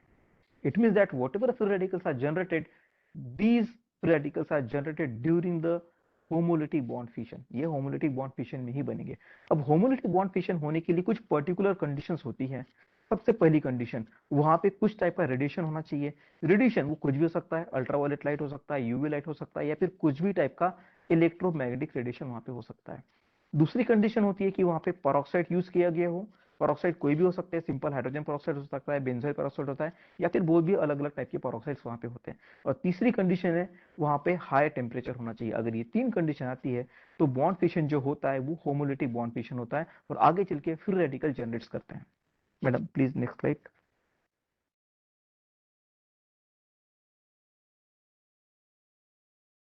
Madam next slide. Now we talk about the heterolytic bond fission. As the name suggests, heteros का मतलब होता है डिफरेंट, और लैटिक का मतलब अपन ने पहले ही सुना हुआ है। लेटिक का मतलब बॉन्ड फिशन, यानी ऐसा बॉन्ड फिशन जहां पे बॉन्ड पेयर का जो डिस्ट्रीब्यूशन होगा वो डिफरेंट यानी अनइक्वल तरीके से होगा। अब यहाँ पे आपको यहाँ पे दिख रहा है नीचे में डायग्राम पिक्चरल रिप्रेजेंटेशन किया है, जिसके अंदर ए और बी में सेम बॉन्ड है, लेकिन बॉन्ड पेयर का जो डिस्ट्रीब्यूशन या फिर मूवमेंट जो है किसी पर्टिकुलर एक ही एटम की तरफ है, either it is towards the B atom और it is towards the A atom. तो जनरली होता क्या है कि जब कोई अटैकिंग रिएजेंट जब आता है, अटैकिंग रिएजेंट का मतलब बॉन्ड तोड़ने के लिए एक पर्टिकुलर कंडीशन होती है, वो केमिकल टर्म है, तो उसके प्रेजेंस में ये जो पर्टिकुलर बॉन्ड पेयर है रिस्पेक्टिवली उस रिएजेंट के हिसाब से वो किसी पर्टिकुलर एक डायरेक्शन में मूव करेगा। जनरली ये जो बॉन्ड पेयर है, जो आपको बीच में जो ए और बी के बीच में जो बॉन्ड दिख रहा है वो उसको अपन बॉन्ड पेयर बोलेंगे। जनरली ये जो बॉन्ड पेयर होता है ये हायर इलेक्ट्रोनेगेटिव एटम की तरफ मूव होता है, हायर इलेक्ट्रोनेगेटिव एटम की तरफ मूव होता है। अब हो सकता है कि डेफिनेटली आपको पता नहीं होगा कि इलेक्ट्रोनेगेटिविटी होती क्या है। तो इलेक्ट्रोनेगेटिव का मतलब क्या होता है कि ऐसा एटम जो इलेक्ट्रॉन को अपने तरफ खींचता है, इलेक्ट्रॉन्स को अपने तरफ खींचता है, इसको अपन बोलते हैं इलेक्ट्रोनेगेटिव एटम। तो अगर जो एटम ज्यादा इलेक्ट्रोनेगेटिव है उसके तरफ ये बॉन्ड पेयर शिफ्ट हो जाएगी। अब जिसकी तरफ बॉन्ड पेयर शिफ्ट हो गई, जिसकी तरफ बॉन्ड पेयर शिफ्ट हो गई, उस एटम के ऊपर माइनस चार्ज आएगा। एक्चुअली आपको डायग्राम में वहां पे दिख रहा होगा, और वो जो चार्जेस है बहुत बारीक दिख रहे हैं, इसलिए देखने में थोड़ी सी परेशानी हो सकती है। ठीक है, अगर जिसके तरफ इलेक्ट्रॉन पेयर मूव हुए हैं उसके ऊपर माइनस चार्ज आएगा, और जिसके तरफ से इलेक्ट्रॉन मूव हुए हैं दूसरी तरफ उसके ऊपर आएगा प्लस चार्ज। अब यहाँ पे देखिए, यहाँ पे आपको दो डायग्राम्स दिख रहे हैं। ए के ऊपर पहले डायग्राम में प्लस चार्ज है, बी के ऊपर माइनस चार्ज है। वही सेकंड डायरेक्शन में देखिए इलेक्ट्रॉन पेयर ए की तरफ मूव हुई है, तो ए के ऊपर आया नेगेटिव चार्ज और बी के ऊपर आया पॉजिटिव चार्ज। तो अगर किसी बॉन्ड फिशन में कार्बन के ऊपर पॉजिटिव चार्ज आ रहा है, कार्बन के ऊपर पॉजिटिव चार्ज आ रहा है, तो उस स्पीसीज को अपन कार्बोकैटायन बोलेंगे। इन शॉर्ट इसको अपन ऐसे बोल सकते हैं कार्बन कैटायन, यानी पॉजिटिव चार्ज जिसके ऊपर होता है उसको अपन कैटायन बोलते हैं। अब ये चार्ज किसके ऊपर आया, ये चार्ज आया कार्बन के ऊपर, that's why it is called as the carbocation. Similarly the same negative charge present on the carbon, negative charge present on the carbon, उसको अपन कार्बेनियन आयन बोलेंगे। तो negative charge species is called as anion and it is present on the carbon, that's why it is called as carbanion. तो इस तरह से अपन free radical carbocation या कार्बेनियन ion को अपन generate होते हुए देख सकते हैं। Basically it is completely depends on the bond fission, जिस तरह से बॉन्ड फिशन होगा उसी तरीके से अपने रिएक्शन इंटरमीडिएट जनरेट होने वाले हैं। Okay, next slide please madam. Now we talk about the free radical. Free radical का मतलब एक्चुअली होगा क्या कि ऐसी कोई भी स्पीसीज या एटम जिसके वैलेंस शेल में कोई तो भी अनपेयर्ड इलेक्ट्रॉन है, इसके वैलेंस शेल में कहीं तो भी एक अनपेयर्ड इलेक्ट्रॉन है, उस स्पीसीज को अपन फ्री रेडिकल बोलते हैं। जैसे कि मैंने बोला था कि फ्री रेडिकल जनरेट होने के लिए कुछ पर्टिकुलर कंडीशंस लगती है। तो यहाँ पे देखिए एक एग्जांपल दिया हुआ है जहाँ पे क्लोरीन Cl2 के साथ अपन ने HNu का मतलब होता है कोई भी टाइप का रेडिएशन हो सकता है। जनरली क्लोरीन के केस में वो अल्ट्रावायलेट लाइट होता है, तो जिसके वजह से क्या होगा, वो क्लोरीन मॉलिक्यूल टूट के क्लोरीन फ्री रेडिकल में कन्वर्ट हो गया। आपके वो क्लोरीन के ऊपर ग्रीन डॉट दिख रहा होगा, वो ग्रीन डॉट क्या है actually, that is the unpaired electron present in the shell of the electron chlorine atom, वो दिख रहा है। अब ये हो गया फ्री रेडिकल जनरेशन और उसकी पर्टिकुलर कंडीशन। अब अपन बात करते हैं फ्री रेडिकल के स्टेबिलिटी के बारे में। अब स्टेबिलिटी क्या होती है? स्टेबिलिटी का मतलब बहुत सिंपल होता है कि जितना ज्यादा चार्ज, ये 2 पॉइंट अच्छे सुनिए, जितना ज्यादा चार्ज या फिर जितनी ज्यादा एनर्जी होगी उस पर्टिकुलर स्पीसीज की, उसकी स्टेबिलिटी उतनी ही कम हो जाती है। इन शॉर्ट, अगर किसी चीज को या फिर किसी एटम को, किसी मॉलिक्यूल को या किसी भी रिएक्शन इंटरमीडिएट को अगर स्टेबल होना है तो सिंपली उसको एक ही चीज करनी है, either it have to decrease the whatever charge it having, उसको चार्ज को कम करना पड़ेगा, या फिर उसकी जो एनर्जी है उस एनर्जी को कम करना पड़ेगा। अब फ्री रेडिकल में एक्चुअली आपको क्या दिख रहा है, कोई चार्जेस तो दिख नहीं रहा है। इसका मतलब अपन किसके बारे में बात करेंगे, अभी अपन इसको चार्जेस एनर्जी के बारे में बात करेंगे। अब देखिए, अगर अपन फ्री रेडिकल की स्टेबिलिटी के बारे में बात करते हैं तो फ्री रेडिकल की स्टेबिलिटी अपन एक्सप्लेन कर सकते हैं on the basis of hyper conjugation. अब हाइपर कॉन्जुगेशन का मतलब होता क्या है, आपको डायग्राम में दिख रहा होगा कि एक पहला कार्बन है, उस कार्बन के ऊपर डॉट है, उस कार्बन के साथ 3 CH3 ग्रुप लगे हुए हैं। तो जो भी फ्री रेडिकल है, उस फ्री रेडिकल के ऊपर जितने भी ऐसे CH3 ग्रुप, जिसको अपन अल्फा कार्बन बोलते हैं, और अल्फा कार्बन के ऊपर जितने ज्यादा हाइड्रोजन आएंगे उतनी ही उसकी क्या हो जाएगी, वो जो चार्ज है, जो डॉट जो आपको दिख रहा है फ्री रेडिकल के फॉर्मेट में, वो उतना ज्यादा डीलोकलाइज होगा। डीलोकलाइज होगा कि इसका मतलब क्या होगा, वो उतने कार्बन के ऊपर घूमेगा। तो जितने बार वो घूमेगा तो वो इलेक्ट्रॉन को डीलोकलाइज करे। घूमने का मतलब एक्चुअली केमिस्ट्री में बोलते हैं उसको डीलोकलाइजेशन। तो जितने बार ये डीलोकलाइज होगा, जितने बार ये मूव करेगा, उतनी बार वो अपनी एनर्जी को लूज करेगा, और हर रोटेशन में, हर मूवमेंट में उस स्पीसीज की एनर्जी कम हो जाएगी। इसका मतलब क्या होगा कि वो जो डॉट है, इलेक्ट्रॉन जो है, जितना ज्यादा मूवमेंट करेगा उतना उसका जो एनर्जी वो कम हो जाएगा। इसी की वजह से जितना हायर डिग्री फ्री रेडिकल रहेगा, जितना हायर डिग्री फ्री रेडिकल रहेगा, उसकी उतनी ही स्टेबिलिटी बढ़ती जाएगी। अगर अपन देखें तो फ्री रेडिकल्स में, madam please next slide. Yes sir, and kindly sum up. Okay time झालेला आहे, kindly sum up. Okay okay madam. Okay, तो यहाँ पे देखिए प्राइमरी, सेकेंडरी और टर्शरी, ये 3 टाइप के आपको यहाँ पे फ्री रेडिकल्स दिख रहे हैं। तो इसमें देखिए प्राइमरी जो, सॉरी, मिथिल जो है सबसे पहला वाला जो, ये सबसे कम स्टेबल है, और टर्शरी जो है सबसे ज्यादा स्टेबल है। क्यों? क्योंकि टर्शरी में जो मूवमेंट ऑफ इलेक्ट्रॉन है सबसे ज्यादा होगा। एज आई सेड बिफोर, जितना ज्यादा इसका ये होगा मूवमेंट होगा, उतना ज्यादा स्टेबल हो जाएगा। Madam please next slide. अब इसी तरीके से अपन कार्बोकैटायन का भी अपन समझ सकते हैं। अब कार्बोकैटायन में क्या होता है कि कार्बन के ऊपर पॉजिटिव चार्ज होता है। तो मैंने बोला था कि एनर्जी और चार्ज, इसके 2 हिसाब से अपन कंसिडर करते हैं। अब यहाँ पे आपको एक्चुअली चार्ज दिख रहा है, तो जितना चार्ज वो कम रहेगा उतना ज्यादा स्टेबल होगा। तो अभी देखिए, मिथिल, प्राइमरी, सेकेंडरी और टर्शरी, ऐसे आपको 4 टाइप के कार्बोकैटायन दिख रहे हैं। तो जिस तरह से फ्री रेडिकल में जितनी ज्यादा डिग्री बढ़ती है उसका स्टेबिलिटी बढ़ता है, उसी के हिसाब से यहाँ पे कार्बन के ऊपर, पॉजिटिवली चार्ज के कार्बन के ऊपर जितने ज्यादा कार्बन रहेंगे, उनके ऊपर हाइड्रोजन रहेंगे, उतना ही उस चार्जेस का डिस्ट्रीब्यूशन होगा। इसका मतलब जो है टर्शरी में जो है वो चार्ज जो है वो 4 कार्बन के ऊपर डिस्ट्रीब्यूट हो रहा है। इसका मतलब क्या होगा, पर कार्बन चार्ज की वैल्यू जो होगी काफी कम हो जाएगी। That's why the tertiary carbocation will be more stable as compare to the remaining first. Madam please next slide. Now we come to the next topic, that is carbanion ion. Carbanion का मतलब क्या होगा, the carbon having negative charge called as the carbanion ion, but the stability order of the carbanion ion is exactly reverse of the carbocation. इसका मतलब क्या होगा, carbocation के ऊपर कार्बेनियन के ऊपर जितने ज्यादा कार्बन आएंगे उसकी स्टेबिलिटी उतनी ही कम हो जाएगी। That's why in this case the primary methyl carbanion ion is more stable whereas the tertiary carbanion ion is least stable. तो इस तरह से अपन इसको, अब इसमें बहुत सारे फैक्टर्स भी हैं, कंडीशंस भी हैं, पर अपन टाइम अपने को मुझे अलाउ नहीं कर रहा है, इसलिए थैंक यू मैम, टॉपिक को समाप्त करते हैं। Thank you. Thank you, sir. Very nice. And you have explained in a very nice and lucid way. Thank you so much, Dr. Sunil, sir. Thank you ma'am, thank you. Yeah, good. Next है भांगे sir का हो गया, Amreen ma'am का हो गया, Ashwini madam का है, अंकुश sir, अंकुश कायरकर। Yes madam, हाँ, तिकडून तुम्ही present प्रेझेंट करता? ओके ओके, तुमच्या ठीक. मुखाने.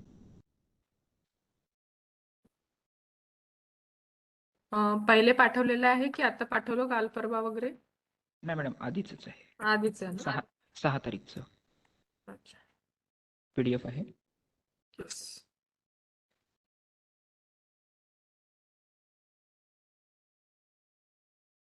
सर 42 स्लाइड्स आहेत. हा मॅडम, कव्हर अप करतो, फक्त फोटोजच दाखवायचे आहेत मॅडम. ओके ऍक्च्युली ओके, विषयच तसा होता मॅडम, त्याच्यामुळे फोटोज जास्ती टाकले. येस. ओके, नाही मला इकडे एकदम 1 of 42 दिसलं, मी म्हटलं ठीक आहे sir. Don't worry madam, don't. सुरू करा. Yes. Okay. Good afternoon, everyone. I'm Ankush Kairkar. Today, I'm going to talk on the biodiversity of wetland plants from the Nagpur region. Next, madam, please. मेरा पहला प्रयास ये होगा कि मेरा जो टॉपिक है आपको इजी लैंग्वेज में समझाऊं. So we are talking about the biodiversity. जब भी हम बायोडाइवर्सिटी की बात करते हैं तो biodiversity is nothing but the variety and variability of the organisms living in a particular ecological complexes. यदि इसी लँग्वेज को अगर मैं मराठीमध्ये जर सांगायचं झालं तर ज्याला तुम्ही सिंपल साध्या भाषेत म्हणता जैवविविधता, म्हणजे पर्टिक्युलर जर कन्सिडर करा, एक अपन अर्थ कंसिडर केली, इफ यू कंसिडर अ अर्थ, हमारी पृथ्वी को हम कंसिडर करते हैं और उस पर जितने भी सारे लिविंग ऑर्गेनिज्म, जिंदा जो पौधे, प्लांट या एनिमल या जो भी जिंदा चीज रहती है, उन सभी को हम बायोडाइवर्सिटी में कंसिडर करते हैं. और ये जो मेनली बायोडाइवर्सिटी है इसको हम 3 लेवल पे डिवाइड करते हैं: genetic biodiversity, species diversity and the community level biodiversity और ecosystem biodiversity. Next madam, next please. अब सबसे बड़ा सवाल आता है कि why we need the biodiversity.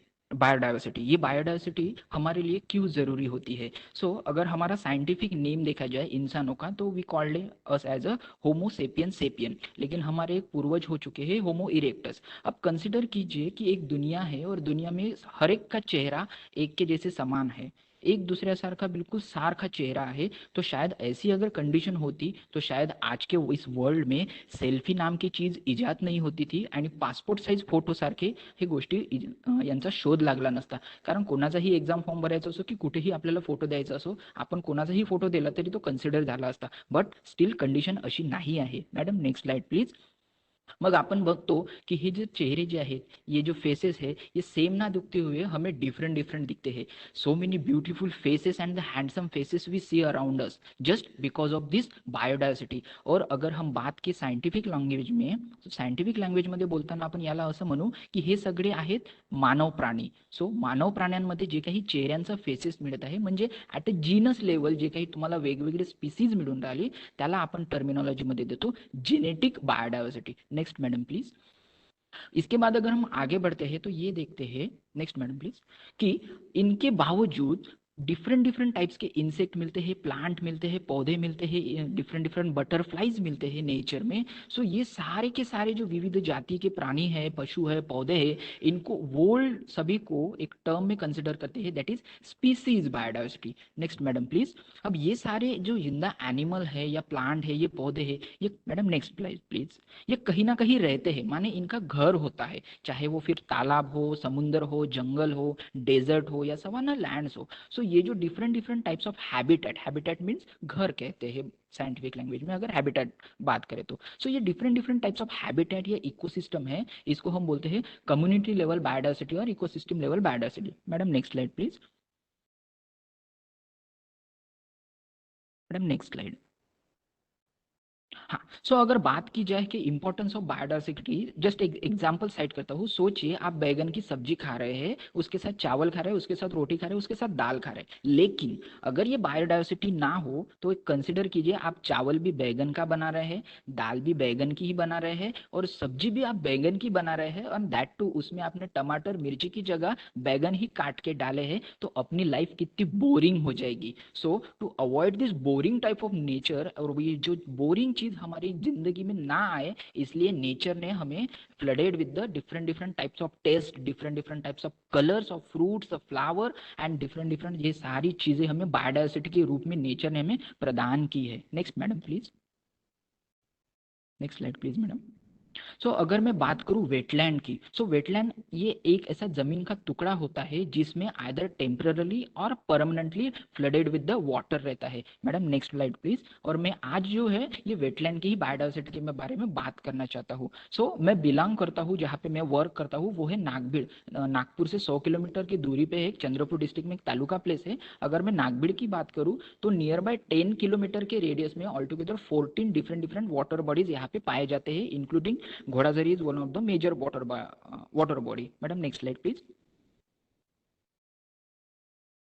अगर मैं एक वाटर बॉडी या वेटलैंड का एक स्ट्रक्चर देखता हूँ, तो आप देखते हैं किसी भी तालाब के पास अगर जाते हैं तो तालाब में आपको सेंटर में पानी दिखाई देता है, और तालाब के थोड़ा सा जस्ट आगे जाते हैं तो कीचड़ दिखाई देता है, ज्याला मराठीत चिकड म्हणता किंवा इंग्लिशमध्ये आम्ही त्याला मड पॅच म्हणतो. आणि थोडासा अजून जर बाहेर आलो आपल्याला सुखी जमीन लागायला चालू होऊन जाते. मग मॅडम नेक्स्ट स्लाइड प्लीज. मग इथे जे काही प्लांट्स मिळतील आपल्याला, हे ऑफकोर्स वेगवेगळे प्लांट्स असतील, आणि या वेगवेगळ्या प्लांट्सला आपण वेगवेगळे काही अडॅप्टेशन्स म्हणतो. अडॅप्टेशन्स म्हणजे उन्होंने कुछ कैरेक्टर अडेप्ट किए हैं कि वो वहां पे सस्टेन कर सके, और ये जो एक्वेटिक कंडीशन में जो प्लांट मिलते हैं हम इनको हाइड्रोफाइट बोलते हैं. सो फर्स्ट कैटेगरी पानी में अगर मिलने वाले बात की जाए, कुछ प्लांट्स ऐसे होते हैं जो फ्री फ्लोटिंग होते हैं, पानी के ऊपर आपको तरंगते हुए तैरते हुए दिखते हैं. Madam next slide please.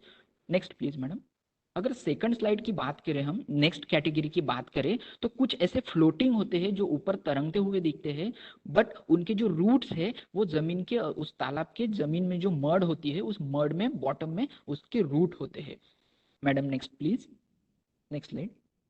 कुछ कैटेगरी के प्लांट्स ऐसे भी होते हैं जो सबमर्ज्ड होते हैं लेकिन उनको रूट नहीं होते, जस्ट लाइक ऐसे कुछ प्लांट्स आपने देखे होंगे. या फिर अगर आप देखते हैं कि जब आप मच्छी मार्केट में जाते हैं तो जनरली मछली वाले लोग के पास ये एक प्लांट दिखता है, नाजा सेराटोफिलम या हाइड्रिला. मैं प्लांट के नाम इसलिए नहीं ले रहा हूँ क्योंकि वो आपके थोड़े से सुनने के लिए थोड़े से तकलीफ होंगे या सर के ऊपर से चलेंगे, इसलिए प्लांट के नाम नहीं ले रहा हूँ. Next madam please. और अगर थोड़ा सा बाहर आते हैं, दूसरी कैटेगरी देखते हैं, तो कुछ ऐसे प्लांट्स होते हैं कि जो टोटली पानी के अंदर ही होते हैं लेकिन जमीन में गड़े हुए होते हैं, जिनको हम बोलते हैं submerged but rooted. Madam next slide please.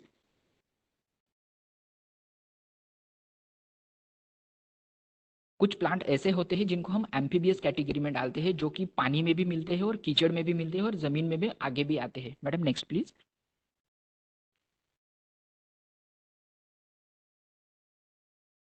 कुछ ऐसे होते हैं कि जो तालाब के टोटली बाहर आते हैं, जनरली यहाँ पे हमें ग्रासेस दिखाई देते हैं. Madam next slide please.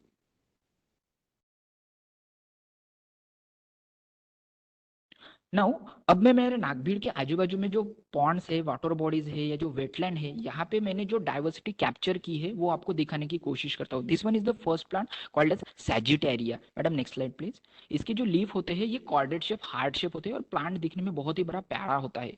Second plant हमें जो वेटलैंड बॉडीज में मिलता है जो है हेलिकोट्रोपियम इंडिकम, ज्याला मराठीमध्ये श्रीहस्तनी म्हणतात. म्हणजे आपल्या भारतीय संस्कृतीमध्ये एखादी जेव्हा व्यक्तीला आपण भेटतो तेव्हा आपण हात जोडून वाकून नमस्कार करतो, तर याचा जो फ्लॉवरचा जो इन्फ्लोरसन्स आहे हा असाच आपल्याला दिसतो की जणू काही तो हात जोडून वाकून आपण नमस्कार करतो त्या पोझिशन मध्ये आलेला आहे, त्याच्यावरूनच याला नामकरण करण्यात आलेलं आहे श्रीहस्तिनी. Next slide please madam. ये कुछ फोटोग्राफ्स है जो मैंने खुद कैप्चर किए हैं. नेक्स्ट प्लांट आता है जैसे स्पिरैंथस इंडिकस, ज्याला मराठीत गोरख मुंडी म्हणतात. आई होप ऑलमोस्ट सभी ने अपने बचपन में ये प्लांट देखा होगा और खेला भी होगा. इसका एक बहुत बड़ा यूज होता है. This plant is used by the tribals in the to cure the piles, जो मुळव्याध म्हणता तुम्ही त्याला क्युअर करण्यासाठी ट्रायबल पीपल याचा यूज करतात. Madam next please. Next is Ipomoea aquatica, याला वॉटर स्पिनॅच म्हणतात. स्कॅर्सिटी ऑफ फूड मध्ये किंवा ट्रायबल्स पीपल म्हणा किंवा ॲबोरिजिनल पीपल याची जे लीफ आहेत हे पालक सारखी भाजी बनवून खातात. Next madam please. One more common plant आहे. Next please madam.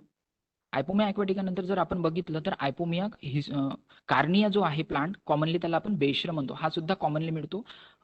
Yes, this one is the important plant. Madam next. हा, this one is the important plant. याला ओरायझा रूफिपोगॉन म्हणतात. म्हणजे हा जो तुम्ही जो चावल खा रहे हो आप, चावल का जो चावल इज अ एम्ब्रियो, लेकिन उसकी जो सीड आहे त्याला तुम्ही धान म्हणता. सो मग धानांमध्ये एक वाईल्ड व्हेरायटी येते आपल्याकडे जी ओरायझा रूफिपोगॉन, त्याला मराठीत हा देवधान म्हणतात. ट्रायबल पीपल्स याला तुमचा जो धान जो आहे नॉर्मल कुठलाही असो, बासमती, चन्नूर, HMT जो काही असेल, तो रायपन व्हायचा हा साधारणतः 15-20 दिवस अगदीच याचा प्रोडक्शन होतो आणि याचे rich in highly nutritional value असते याची, तर त्याच्यामुळे लोक याची खीर बनवून सुद्धा खातात. Madam next slide please. Oryza rufipogon किंवा देवधान म्हणतात मराठीत. Next slide please. Ipomoea obscura commonly मिळतो आपल्याला रोडांच्या बाजूला किंवा इकडे तिकडे जर पाहिलं तर पाण्यां थ्रू याचा स्प्रेड होतो. Madam next slide please. Beautiful flowers आहेत आपल्याला जे दिसतात असे. ग्रासेस सुद्धा ब्युटिफुल असतात जे सायप्रसीचे मेंबर्स आहेत. हा एक सायप्रस आहे, ग्रास आहे जो वेटलँड बॉडीमध्ये आपल्याला मिळतो पाण्याच्या अवतीभोवती. Madam next slide please.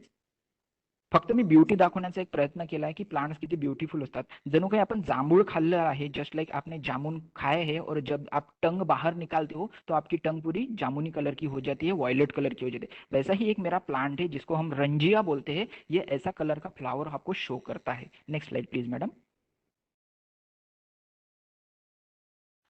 इसको मराठी में बोलते हैं पान लवंग, लुडविजिया पेरिनिस. अगर आप लवंग देखो, क्लो देखो, जिसकी इसका जो लुडविजिया की जो सीड्स होते हैं वो जस्ट लाइक लवंग के जैसे दिखते हैं आपको, लवंग सारखे दिसतात आणि ते थोडासा स्पाइसी सुद्धा असतात, खायला म्हणजे तिखट लागतात. Madam next slide please. Ludwigia adscendens, ये एक तो कॉमन प्लांट है जो आपको किसी भी तालाब में मिल जाएगा. अगर आप नेक्स्ट स्लाइड प्लीज मैडम. अगर आप नागपुर, भंडारा, गोंदिया, गढ़चिरौली एंड चंद्रपुर इन डिस्ट्रिक्ट्स में आप घूम रहे हैं तो ये आपको लुडविजिया कॉमनली मिल जाएगा. नेक्स्ट प्लांट आते हैं निम्फोइडिस इंडिका, जिसको आप वाटर स्नोफॉल भी बोलते हो. बहुत ही प्यारा फ्लावर होता है. आप सुबह मॉर्निंग में अगर किसी भी वेटलँड वॉटर बॉडी को विजिट करते हो तर असं वाटेल की जणू काही मोत्यांचा सडा हा पाण्यावरती पडलेला आहे. असे इतने सुंदर ब्यूटीफुल फ्लावर आपको दिखाई देते हैं. Next slide please madam. अगर इसकी बात करें तो ये है ओलिगोचिटा डायवेरिकेटा. ये कोई पीपल्स, ट्राइबल पीपल्स गांव दूर में इसको लोग एज अ टॉनिक करके भी यूज करते हैं. Next slide please madam. Next please. ये है एक प्लांट इरियोकोलन. अगर हम कैमरा की थोड़ा सा सेटिंग चेंज करते हुए लो थोड़ा सा शटर स्पीड में और लो एपर्चर में अगर इसकी फोटो खींचे तो ये जो ऊपर आपको व्हाइट कलर के दिख रहे हैं ये है उसके फ्लावर्स. बहुत ही ब्यूटीफुल फ्लावर होता है, खुले आंखों से देखे तो बहुत ही ब्यूटीफुल दिखता है. इरियोकोलन करके प्लांट है. Next madam. Next slide please. हाँ, ये एक इंपॉर्टेंट प्लांट रहता है लिम्नोफिला डायफाइला करके. ये अगर प्लांट आप देखते हैं तो ये पानी में, आधा प्लांट पानी में रहता है, आधा प्लांट ऊपर रहता है. लेकिन आप फोटो अगर देख पा रहे होंगे तो आधे प्लांट में अगर देखें तो उसके जो लीफ है ये डिसेक्टेड दिखेंगे, माने थोड़े थोड़े ब्रोकन दिख रहे हैं, और ऊपर वाले अच्छे लीफ दिख रहे हैं. माने एक ही प्लांट में हमें दो डिफरेंट टाइप के लीफ दिखाई देते हैं, इसलिए इसको डायफाइला बोला जाता है, Limnophila diphylla. Next slide please madam. कमल आप सबसे ज्यादा शायद इस प्लांट को पहचानते हैं, Nymphaea. Next slide please madam. Nymphaea nouchali करके इसका नाम है. नेक्स्ट आता है निम्फिया रूब्रा जो कि रेड कलर में आपको दिखाई देता है. Madam next slide please. और सबसे बड़ा अगर आप देखो तो व्हाइट कमल जिसको बोलते हो निलंबो, जो कि तो आपके घर में शायद लक्ष्मी का फोटो वगैरह होगा तो उनके लक्ष्मी माता के हाथ में यही आपको कमल का फूल दिखाई देता है. This is the original kamal, that is Nelumbo nucifera. Next slide please madam. हाँ, एक सबसे प्यारी चीज ये दिखाई देती है कि वेटलैंड बॉडीज में हमें एक ग्रास भी मिलता है जिसका नाम है, जस्ट मिनट मैडम, विटिवेरिया जिजियोनाइडिस। अब ये ग्रासेस का बहुत ज्यादा यूज भी हो रहा है नाउ डेज। इस ग्रासेस के शरबत भी बनाए जाते हैं इसके रूट से, ज्याला मराठीमध्ये म्हणतात खसचा शरबत। और अगर आप 5-10 साल पुराना हिस्ट्री चेक करें, थोड़ा सा पीछे जाते हैं, तो आप देखते हैं कि जैसे समर चालू हो गया और कूलर आते हैं, तो कूलर में पहले जो कूलिंग के जो पत्ते आते थे उसमें आप देखोगे कि कुछ रूट्स लगे होते हैं। So that roots was of this Vetiveria zizanioides. Next madam please, next slide please. Grasses बहुत सुंदर होते हैं, बहुत ब्यूटीफुल होते हैं, यही कोशिश है दिखाने की। डैक्टिलोप्टेनियम जो ग्रास है, ऑर्नामेंटेशन बहुत ही प्यारे होते हैं अगर उस पॉइंट ऑफ व्यू से हम देखें तो। Next slide please. डैक्टिलोप्टेनियम है ये। हाँ, ये प्लांट जो है बहुत ही कॉमन है, हर जगह मिल जाए, हर वेटलैंड में आपको मिलेगा, जिसको हम इक्लिप्टा प्रोस्टेटा बोलते हैं या फिर इक्लिप्टा अल्बा भी बोलते हैं। मराठीमध्ये याचा शुद्ध नाव आहे माका। और अगर मैं बात करूं लेडीज पॉइंट ऑफ व्यू तो इसको आप भृंगराज बोलते हो, जो कि आपके हेयर टॉनिक्स और डिफरेंट डिफरेंट हेयर ऑयल्स में यूज करता है भृंगराज। ये कॉमनली आपको हर वेटलैंड में, हर वाटर बॉडीज में मिल जाएगा। Next slide please madam. अब बात करते हैं कि ये सारी तो डाइवर्सिटी हो गई, लेकिन what is the importance of this diversity, और वेटलैंड हमारा क्या मेजर रोल प्ले करता है। So wetland are important for the migratory birds. Different different countries से, डिफरेंट डिफरेंट नेशन से जो बर्ड आते हैं, वो बर्ड्स, पंछी यहाँ पे रुकते हैं, ब्रीडिंग करते हैं, 1-2 महीने रुक के ब्रीडिंग करते हैं, नई प्रजाति को जन्म देते हैं और फिर निकल जाते हैं। So this is a home for them. Wetland controls the flood. अगर बहुत ज्यादा फ्लड आ रहा है आपके गाँव में, बहुत ज्यादा बारिश हो गई, तो वेटलैंड अपने अंदर पूरा का पूरा पानी समा लेता है, जितनी उसकी कैपेसिटी है उससे ज्यादा भी वो समाता है। Wetland filters the water for rivers and lakes. जो रिवर्स और लेक्स में जो पानी बह के जा रहा है या जो जाने वाला है, वो वेटलैंड के थ्रू होते हुए जाता है, तो वो उसको फिल्टर भी करता है। Wetland are the home for many different different types of species of plant, animal and insect. इस संसार में जितने भी type of plant, animal and insect दिखते हैं, हमें डिफरेंट डिफरेंट डाइवर्सिटी दिखते हैं, माइक्रो ऑर्गेनिजम्स भी दिखते हैं। ये सारा का सारा माइक्रो ऑर्गेनिज्म क्या कर रहा है, वेटलैंड एक उसको होम दे रहा है। And the last is wetlands are too much beautiful, अगर हम उस नजरिए से देखें। Next slide madam please. इसके बावजूद भी वेटलैंड आपको पैसा भी दे रहा है, रेवेन्यू दे रहा है। आप देख पा रहे होंगे, 2 फिशरमैन है, फिशिंग भी कर रहे हैं, साथ में साथ वो कमल की खेती भी करते हैं, वहां से कमल भी निकालते हैं।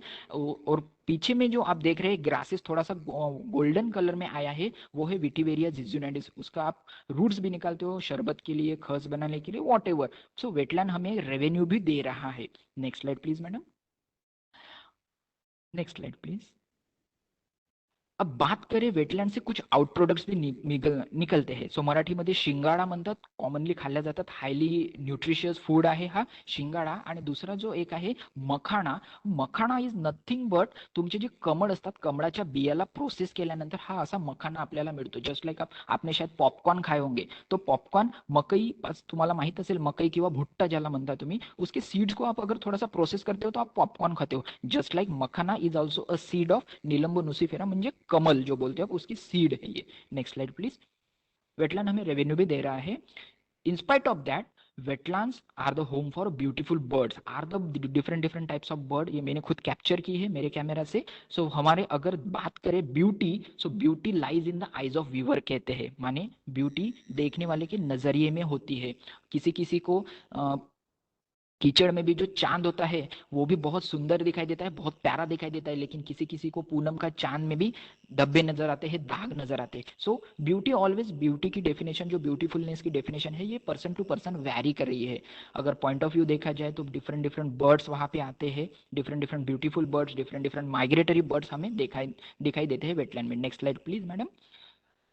लास्ट में इतना ही कहना चाहूंगा, ये एक फोटो देख पा रहे होंगे आपने, ये एक फोटो अमरावती में कंपटीशन हुई थी, वहां पे इस फोटो को, मेरे फोटो को फर्स्ट प्राइज मिला था। कहने की बात वो नहीं है, कहने की बात ये है कि ये 2 फोटो डिफरेंट डिफरेंट टाइम में दिया गया है। राइट हैंड साइड का जो फोटो देख रहे हैं, जिस फोटो पे अपने थैंक यू लिखा है मैंने, वो फोटो मॉर्निंग के 10 बजे लिया गया है, मैंने दिन में 10 बजे लिया गया हुआ सेम प्लांट का सेम फ्लावर है।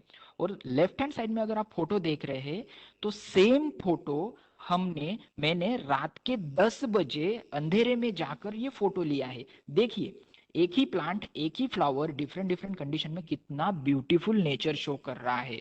So every species on this planet is a very beautiful. और अंत में यही कहना चाहूंगा कि every species on this planet, चाहे वो कोई भी हो, चाहे मच्छर हो, मक्खी हो या इंसान हो, every species has a right to exist on the earth. हर किसी को हमने जिंदा रहने का अधिकार है, ओनली इंसानों को नहीं। So every species should be conserved, बस इतना ही कहना चाहूंगा। और होपफुली शायद मैंने मेरा टॉपिक इजी लैंग्वेज में आपको समझाने की कोशिश की। Thank you very much. Thank you madam. Thank you so much, sir. Very good. Very nice presentation and explained also in a very simple way. Thank you Chan, sir. Thank you. Thank you so much.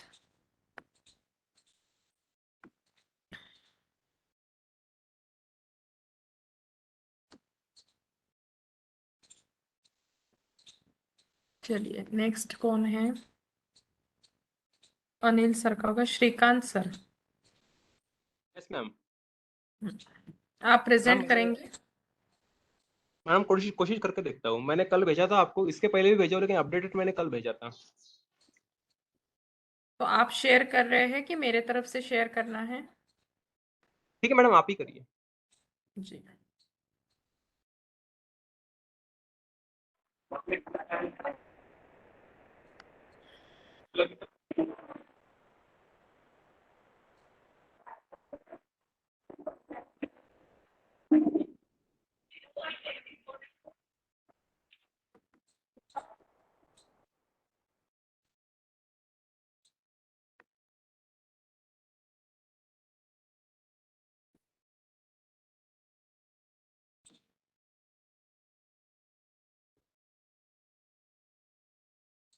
Yes sir. Shrikant sir दिसतंय PPT? एक minute madam. Yes ma'am, दिसतंय।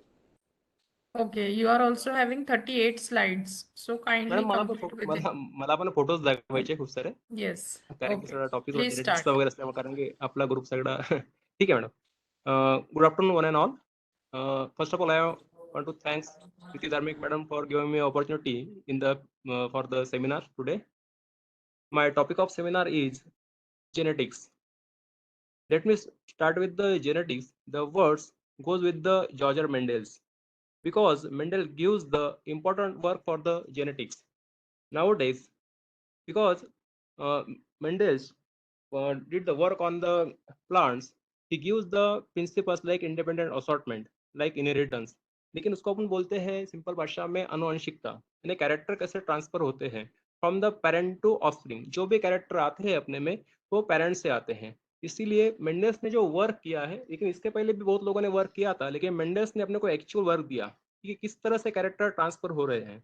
उसने बहुत सारे laws दिए, independent assortment दिया, law of segregation, इस तरह से 2-3 लॉज दिए। उसके बाद ये फोटोज है, ये ट्रेड्स, ये देख लेंगे, यहाँ पे आपको दिख रहा है, बहुत सारे फिगर्स दिख रहे हैं। ये जो कैरेक्टर ट्रांसफर हुए हैं, ये कैरेक्टर किस तरह से ट्रांसफर होते हैं, जैसे कि ट्रेड्स है, study how the traits are pass from the parent to offspring. Character किस तरह से ट्रांसफर होते हैं, that character is to be transfer in the form of genes. Genes क्या होता है, जैसे बोलते हैं अपन जेनेटिक्स बोलते हैं, जीन्स बोलते हैं, बहुत लोगों ने सुना होगा ये वर्ड्स। ये ट्रेड जो ट्रांसफर हो रहे हैं with the help of genetic material. और ये जेनेटिक मटेरियल क्या है, नथिंग बट ये क्या है, क्रोमोसोम है। क्रोमोसोम क्या है, क्रोमोसोम के अंदर होता है डीएनए। डीएनए और क्रोमोसोम ये दोनों पार्ट्स होते हैं। इसे क्रोमोसोम की डिफरेंस ऐसे देखा जाए तो क्रोमोसोम ऊपर अगर प्रोटीन एसोसिएटेड है तो वो क्रोमोसोम हो गया, अगर उसका DNA is the deoxyribonucleic acid. ये दिख रहा है आपको, ये क्रोमोसोम, ये डीएनए। तो डीएनए के ऊपर ही ये जीन्स एसोसिएटेड होते हैं।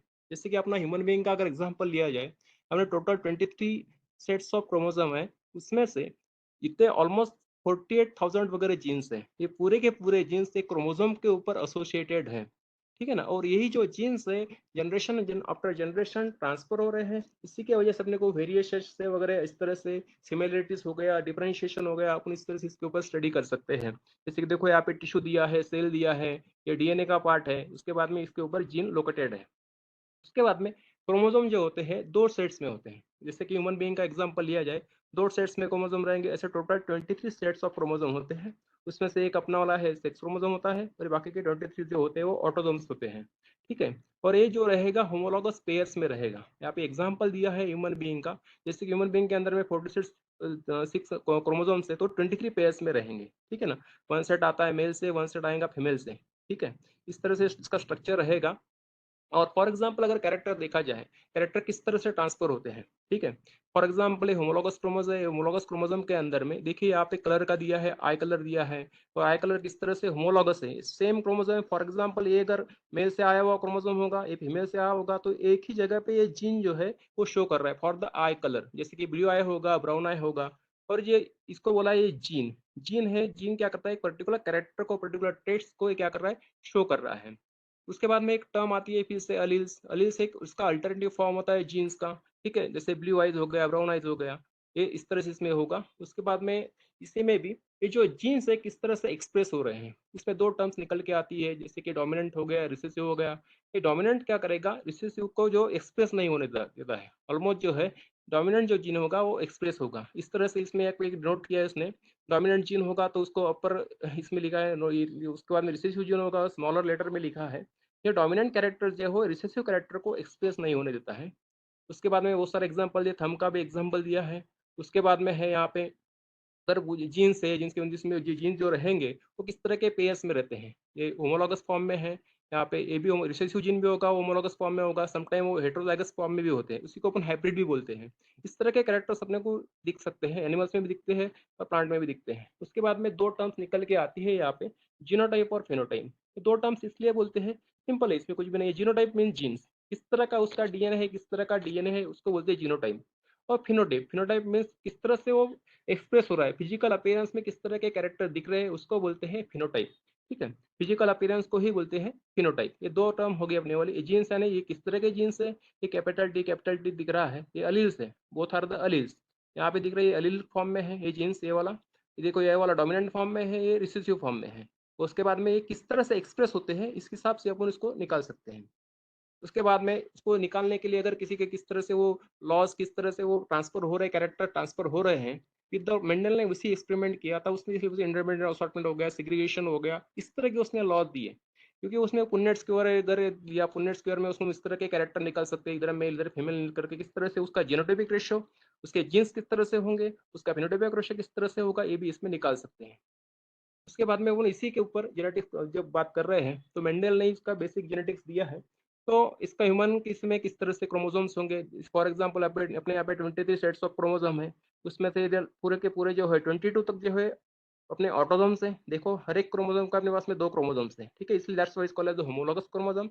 उसके बाद में लास्ट में अपने वाला ये इसका सेक्स क्रोमोसोम, इस तरह से क्रोमोसोम का ये होता है।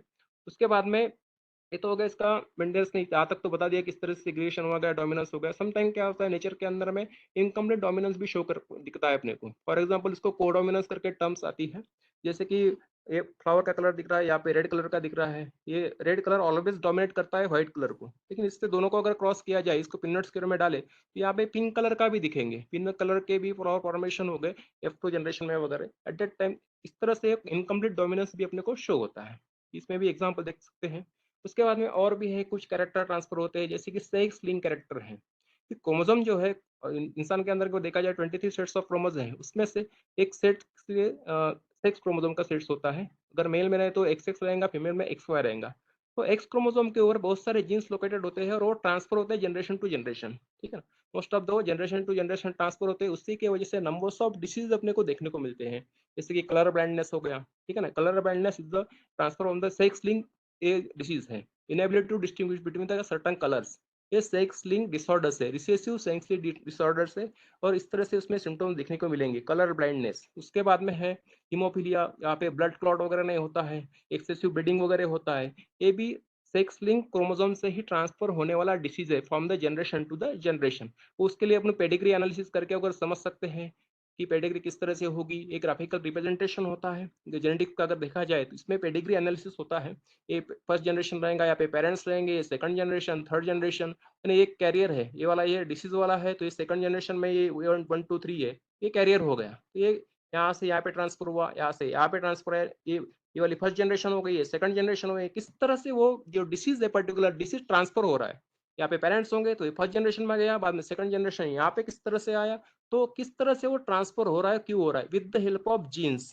तो जीन जो कौन सा होगा वो सेक्स लिंक जीन होगा, वो सेक्स लिंक जीन से ट्रांसफर हुआ है, उसके लिए अपन पेडिग्री एनालिसिस बोलते हैं। उसके बाद में नंबर्स ऑफ एग्जांपल्स है यहाँ पे, उसके बाद में एक अलील्स का एग्जांपल आ गया यहाँ पे। देखिए अल्टरनेटिव फॉर्म ऑफ अलील्स होते हैं, लेकिन उसमें और भी एक एग्जांपल है मल्टीपल अलील्स का सिंपल ब्लड ग्रुप, और बस में नंबर्स ऑफ 3 टाइप के ब्लड ग्रुप होते हैं, तो इससे example of multiple alleles. Shrikant उसके sir, बाद you are on which slide? You are not asking me to change the slide. आप कौन से स्लाइड पे हैं?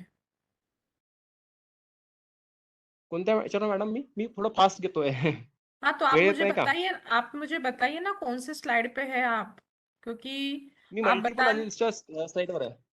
हाँ तो यू म- should see to the screen की स्लाइड बराबर चेंज हो रही है कि नहीं, क्योंकि आप बोल दूसरा रहे हैं, डिस्प्ले दूसरी स्लाइड हो रही है। You should inform me on sorry which madam, slide you are explaining. Sorry madam, madam multiple अलील्सची स्लाइड बघा मॅडम, आपको स्क्रीन दिख मला रही है वाटलं क्या? हा मॅडम हिमोफिलियाची गेली आता स्लाइड, त्याच्यानंतर मला वाटलं वेळ यस। कमी आहे म्हणून पटापट एक्सप्लेन करत होतो, बाकी काही नाही। हाँ बट ऑडियंस को तो समझना चाहिए ना कि आप क्या एक्सप्लेन कर रहे हैं। ये हो गया है मल्टीपल अलील्स।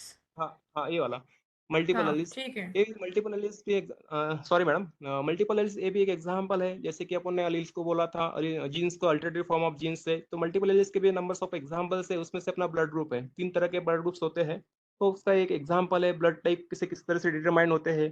3 एलिल्स है यहाँ पे, ये बी वो, ठीक है ना, एच ह्यूमन बीइंग के दो दो ही इसमें ट्रांसफर होंगे एक के अंदर में, तो इस तरह से अपन ब्लड को भी। Next madam, next madam. हाँ, उसके बाद में म्यूटेशन, किस तरह से म्यूटेशन होगा। म्यूटेशन क्या है, कुछ नहीं है, nothing but a sudden change in genetic change. इसमें सडन सडन जेनेटिक चेंज होते हैं डीएनए के अंदर में, तो डीएनए के अंदर में चेंज होने की वजह से कुछ इफेक्ट दिखता है, म्यूटेशन यानी सडन चेंज हो जाना, तो डीएनए के अंदर में कुछ चेंज होता है, उसके वजह से किस तरह से इफेक्ट दिखते हैं, कुछ हार्मफुल इफेक्ट भी होते हैं। तो, उस जैसे कि ऑर्गेनिज्म के ऊपर कुछ हार्मफुल इफेक्ट होंगे, वो लेस एबल होगा टू सर्वाइव, उसमें कुछ जेनेटिक डिसऑर्डर्स हो गया, कैंसर हो गया, डेथ हो गया, ये भी हो गया।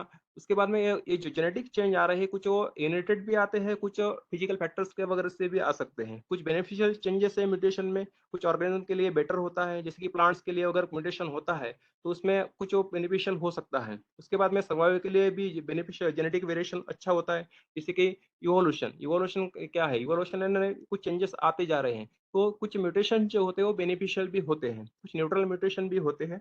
तो इसमें देखो म्यूटेशन के अंदर में, मैडम नेक्स्ट स्लाइड, कुछ क्रोमोसोमल म्यूटेशन होता है, जो क्रोमोसोम्स है, तो क्रोमोसोम्स जो है, क्रोमोसोम के अंदर में कुछ चेंजेस आते हैं, कुछ ड्रास्टिक होते हैं, कुछ बहुत ज्यादा चेंज आ जाता है, कुछ पेयर्स वगैरह, कुछ पार्ट वगैरह टूट जाता है ड्यूरिंग द मियोसिस वगैरह, तो उस तरह से इसके अंदर में भी कुछ चेंजेस आ रहे हैं, तो क्रोमोसोमल म्यूटेशन होता है। म्यूटेशन यानी क्रोमोसोम के अंदर में चेंज आना। फॉर एग्जाम्पल एक क्रोमोसोम है, इसके अंदर में यहाँ पे कुछ चेंज आ रहा है, तो इसमें किस तरह से चेंज आएगा, तो उसके ऊपर किस तरह से इसका इफेक्ट दिखेगा, ये अपने को देखना है, और इससे किस तरह से डिसीज वगैरह कॉज हो सकते हैं, बहुत सारे क्रोमोसोमल एब्नॉर्मलिटीज वगैरह है, इसी के वजह से होता है, उसको क्रोमोसोमल एब्रेशंस वगैरह बोलते हैं। तो बहुत सारे सिंड्रोम्स हैं, जैसे कि टर्नर सिंड्रोम हो गया, डाउन सिंड्रोम हो गया, इससे भी इसमें देखने को मिलेंगे। Madam next slide, madam next slide. देखो क्रोमोसोम के ऊपर किस तरह से वो पार्ट हो रहा है, किस तरह से वो ब्रेक हो रहा है, तो इसमें देखने को मिल रहा है। तो क्रोमोसोम देखो, एक क्रोमोसोम स्टेट था, उसमें डिलीशन हो गया, कुछ पार्ट उसका टूट गया तो उसको डिलीशन बोलते हैं, कुछ पार्ट यानी बढ़ गया है तो उसको डुप्लीकेशन बोलते हैं, कुछ इन्वर्शन के वक्त भी कुछ ये चेंज हो रहा है, जीन्स इधर के उधर हो गए तो उसको इन्वर्शन बोलते हैं, ट्रांसलोकेशन है। तो क्रोमोसोमल एब्रेशंस के ये टाइप्स है, deletion, duplication, inversion and translocation. तो इसके अगर सही से नहीं हुआ, ये भी एक वन काइंड ऑफ म्यूटेशन है, तो इसके वजह से अपने को बहुत सारे डिसीजेज वगैरह दिखने को मिल सकते हैं। इसका एक एग्जाम्पल है जैसे कि डाउन सिंड्रोम है। ये डाउन सिंड्रोम के अंदर में देखा जाए तो देखो यहाँ पे एक एक्स्ट्रा क्रोमोसोम आ गया, 21 जो पेयर्स ऑफ क्रोमोसोम्स है, सेट्स ऑफ क्रोमोसोम है ऑटोसोम वाला, वहाँ पे एक एक्स्ट्रा क्रोमोसोम आ गया। एक्स्ट्रा क्रोमोसोम आने की वजह से वो इस तरह के सिम्टम्स अपने को दिखने को मिलेंगे, उसको बोलते हैं ट्राइजोमी, सिंपल टर्म में इसको ट्राइजोमी बोलते हैं, और ये अपने को दिखने को मिलता है। मतलब ये एक म्यूटेशन ही है। Next slide madam. उसके बाद में टर्नर सिंड्रोम है, यहाँ पे देखो एक क्रोमोसोम लेस हो गया, 45 क्रोमोसोम ही है, मिसिंग होगा एक क्रोमोसोम, वहाँ पे एक ज्यादा हो गया था वहाँ पे, और यहाँ पे डाउन सिंड्रोम के अंदर में एक क्रोमोसोम ज्यादा हो गया था, यहाँ पे एक क्रोमोसोम मिस हो गया है, एक सिंगल क्रोमोसोम है, उसके वजह से भी इसमें कुछ तरह से सिम्टम्स दिखने को मिलेंगे, जैसे कि शॉर्ट ग्रोथ हो गया, हार्ट प्रॉब्लम हो गया, इस तरह की क्रोमोसोमल एबनॉर्मेलिटीज अपने को दिखने को मिल सकती है। Next slide madam. उसके बाद में और एक क्रोमोसोम दिया है, क्लाइनफेल्टर सिंड्रोम है, यहाँ पे 47 है, एक्स्ट्रा क्रोमोसोम आ गया एक, XXY। इसकी वजह से जो इसके अंदर में भी कुछ सिम्टम्स दिखने को मिलेंगे पर्टिकुलर जो जिसको अफेक्टेड है उसमें, जैसे कि लो टेस्टोस्टेरोन लेयर्स होता है, उसके बाद में अंडर डेवलप मसल्स होते हैं, स्पार्स फेशियल हेयर्स वगैरह होता है। इस तरह के चेंजेस आपने को देखने को मिलेंगे अगर ये क्रोमोसोमल एब्नॉर्मलिटीज होती है तो। नथिंग बट क्रोमोसोम के अंदर में किस तरह के चेंजेस आ रहे हैं। Next slide madam. Madam next slide. उसमें बाद में जीन म्यूटेशन दिया है यहाँ पे, जीन किस तरह से म्यूटेट हो रहा है, किस तरह से पार्ट चेंज हो रहा है। ये नॉर्मल है, नॉर्मल डीएनए है, नॉर्मल डीएनए के अंदर में किस तरह से चेंजेस आया है, यहाँ पे बेस पेयर चेंज होने की वजह से किस तरह इसको म्यूटेशन बोल रहे हैं। ओनली वन जीन ने यहाँ पे म्यूटेट हुआ है, ये म्यूटेट होने की वजह से यहाँ पे एक्स्ट्रा सेट्स आने की वजह से वो फेटल हो जाता है एनिमल्स के लिए, और लेकिन प्लांट के लिए उस सेंस में वो अच्छा हो जाता है, उसको हार्डर हो जाता है, यानी प्लांट के लिए वो अच्छा हो सकता है। Next slide madam. देखो ये जीन म्यूटेशन का बहुत सारा एग्जांपल है इसमें। जीन म्यूटेशन के एग्जांपल जैसे कि मोस्ट कॉमनली अपना जो है मोस्ट कॉमन जो है इसके अंदर में, मैडम नेक्स्ट स्लाइड करना है। जैसे सिकल सेल एनीमिया अगर सुना होगा आप लोगों ने, सिकल सेल एनीमिया है वो एक, इट्स एग्जांपल ऑफ, एग्जांपल किसका एग्जांपल है, it's example of point mutation. जो अपनी आरबीसी होती है, आरबीसी के अंदर में उसका शेप चेंज हो जाता है, तो शेप चेंज होने की वजह से क्या होगा, उसकी ऑक्सीजन कैरिंग कैपेसिटी कम हो जाती है। इस तरह की कंडीशन क्या होती है, ये जो है it's example of point mutation. एक पॉइंट म्यूटेशन होगा, एक सिंपल अमीनो एसिड्स वहाँ पे चेंज होने की वजह से वो आपको उसका शेप जो है आरबीसी का वो चेंज होता है, थोड़ा सा छोटा हो जाएगा, सिकल सेल टाइप हो जाएगा, उसके वजह से उसकी ऑक्सीजन कैरिंग कैपेसिटी कम हो जाती है। It's example of simple gene mutation. एक जीन के ऊपर म्यूटेशन हो रहा है, पर्टिकुलर सिंगल जीन के ऊपर, तो इसकी वजह से ये चेंजेस आ रहे हैं। तो ये भी एक एग्जांपल है इसका वाला क्रोमोसोमल एब्नॉर्मलिटीज का। Next madam. ये भी सिस्टिक फाइब्रोसिस है, सिस्टिक फाइब्रोसिस ये भी डिसीज है, इस ये भी एक एग्जांपल है इसका वाला जीन म्यूटेशन का। इसके अंदर एक जीन इफेक्ट हो रहा है, इसके अंदर में जो पेशेंट रहेगा उसके अंदर में म्यूकस बिल्डअप हो जाता है लंग्स के अंदर में। उसके बाद में टे साइड डिसीज है, ये नर्वस सिस्टम को ये करता है और अर्ली डेथ भी हो सकती है। Next slide madam. उसके बाद में फेनिल कीटोन्यूरिया, ये भी एक डिसीज है, ये भी एक सिंपल जीन म्यूटेशन का ही एग्जाम्पल है। किस तरह से एक जीन इफेक्ट होने की वजह से, एक जीन इफेक्ट होने की वजह से वो किस तरह उसमें मेटाबॉलिज्म के अंदर में उसको किस तरह की दिक्कतें आती है। उसमें सिंपल एक अमीनो एसिड से फेनिल कीटोन्यूरिया, फेलिन एलानिन नाम का एरोमेटिक अमीनो एसिड से, तो कॉमनली इसके अंदर में ब्रेक डाउन नहीं होता है, उसका स्लो ब्रेक डाउन हो जाता है। तो स्लो ब्रेक डाउन होने की वजह से वो कुछ मेंटल रिटार्डेशन भी आ सकते हैं न्यूबॉर्न्स के अंदर में। तो ये जो है एक डिसीज जो इसको फेनिल कीटोन्यूरिया बोलते हैं, इसके अंदर में कुछ एक पॉइंट सिंपल यानी जीन का म्यूटेशन हो रहा है। कुछ और भी ये सिंपल ये थे म्यूटेशन के एग्जाम्पल के। उसके बाद में डोमिनेंट जीन म्यूटेशन से कुछ हंटिंगटन डिसीज है, ग्रेजुअल डिटेरियोरेशन होता है ब्रेन टिश्यू का। उसके बाद में मिडिल एज के अंदर में फेडल डॉर्फिज्म है। Next slide madam.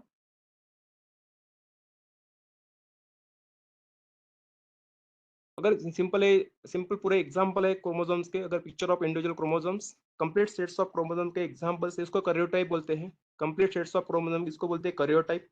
अगर इसको रिमूव करके अपन इसको स्टडी करने के लिए जो एनालिसिस किया जाता है उसको अमीनो सिंथेसिस बोलते हैं। Thank you madam. Hello madam, thank you. Thank you. Okay, thank you, Shrikant sir. Thank you. Rohit sir है क्या, रोहित चांदेकर? ओ मैम आए। हम्म। आपको सेमिनार बाकी है, आपका देना है आपको। हाँ हाँ हाँ मैम। आप शेयर करेंगे स्क्रीन? नहीं मैम, आप करेंगे क्या प्लीज? Okay, yes.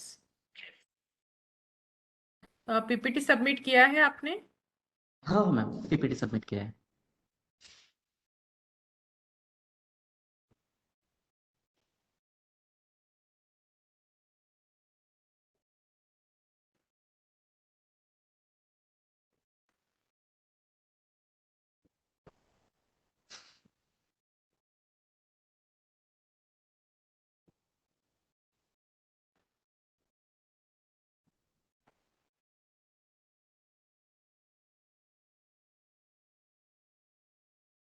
क्या नाम से सबमिट किया था सर?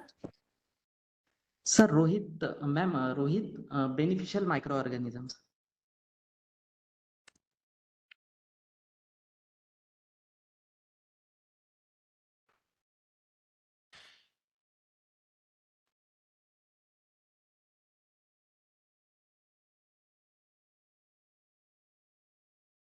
वो लास्ट है मैम।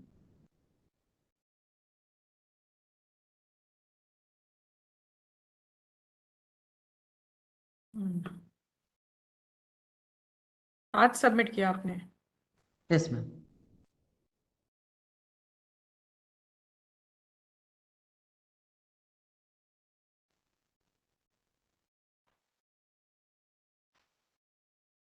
यस, दिख रहा है PPT? Yes ma'am. Please start. Hello friends, my name is Rohit Dashrath Chandekar. I am here present the topic beneficial microorganisms. Next ma'am. Next ma'am please.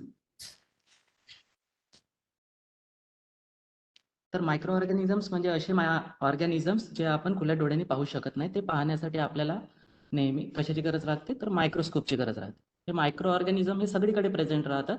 सॉइलमध्ये present राहतात, वॉटरमध्ये present राहतात, एअरमध्ये present राहतात. आता पण तुमच्या भोवताल खूप सारे मायक्रो ऑर्गॅनिझम्स प्रेझेंट असतील एअरमध्ये. तर हे मायक्रो ऑर्गॅनिझम्स डिसीजेस पण कॉज करतात आणि ते आपल्यासाठी खूप हेल्पफुल पण असतात. Next ma'am.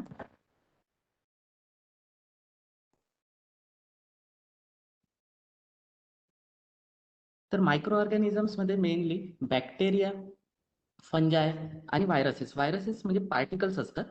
पण सांगतो त्यांच्याबद्दल. तर बॅक्टेरिया हे जे असतात हे आपल्या इंटेस्टाईनमध्ये पण राहतात. ते आपल्याला हेल्प करतात टू डायजेस्ट फूड, काही विटॅमिन्स प्रोड्यूस करतात. त्यांच्याबद्दल पुन्हा मग आपण डिटेल पाहणार आहोत. जे फंगस असतात ते प्लांट सोबत सिम्बायोटिक रिलेशनशिपमध्ये राहतात, म्हणजे ते मिळून राहतात एकमेकांसोबत.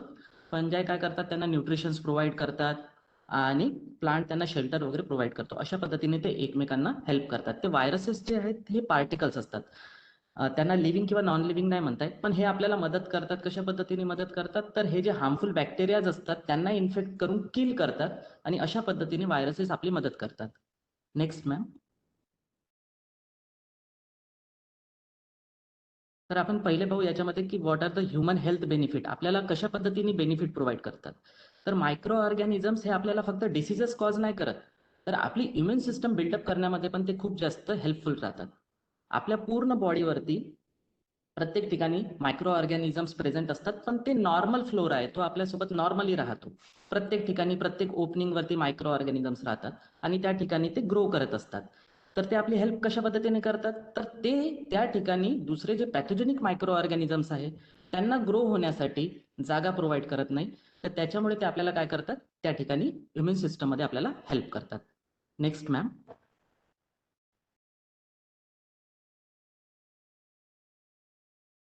नेक्स्ट आहे याच्यामध्ये ते आपल्या इंटेस्टाईनमध्ये नॉर्मली राहत असतात, तर ते आपल्याला डायजेशनमध्ये हेल्प करतात. जसं फायब्रस फूड आहे, त्या फायब्रस फूडला डायजेस्ट करण्यासाठी आपल्याकडे एन्झाईम्स राहत नाही, तर ते एन्झाईम्स त्या मायक्रो ऑर्गॅनिझम्सकडे राहतात, त्याच्यामध्ये ते हेल्प करतात. सोबतच ते आपल्याला न्यूट्रिशन ॲब्झॉर्ब करण्यामध्ये हेल्प करतात. ते काय करतात, तिथं आयर्न बॅलन्स मेंटेन करतात. सोबतच प्रोबायोटिक्स म्हणजे जे नॉर्मली जे मायक्रो ऑर्गॅनिझमचा जो ग्रुप राहतो पूर्ण इंटेस्टाईनमध्ये, त्याला प्रोबायोटिक्स म्हणतात. तरी त्याच्यामध्ये खूप सारे बॅक्टेरिया येतात, खूप सारे ईस्ट येतात आणि असा जो ग्रुप आहे हा नॉर्मली जो राहतो आपल्या इंटेस्टाईनमध्ये, तो आपल्याला खूप या डिफरंट वेजनी हेल्प करतो. Next ma'am.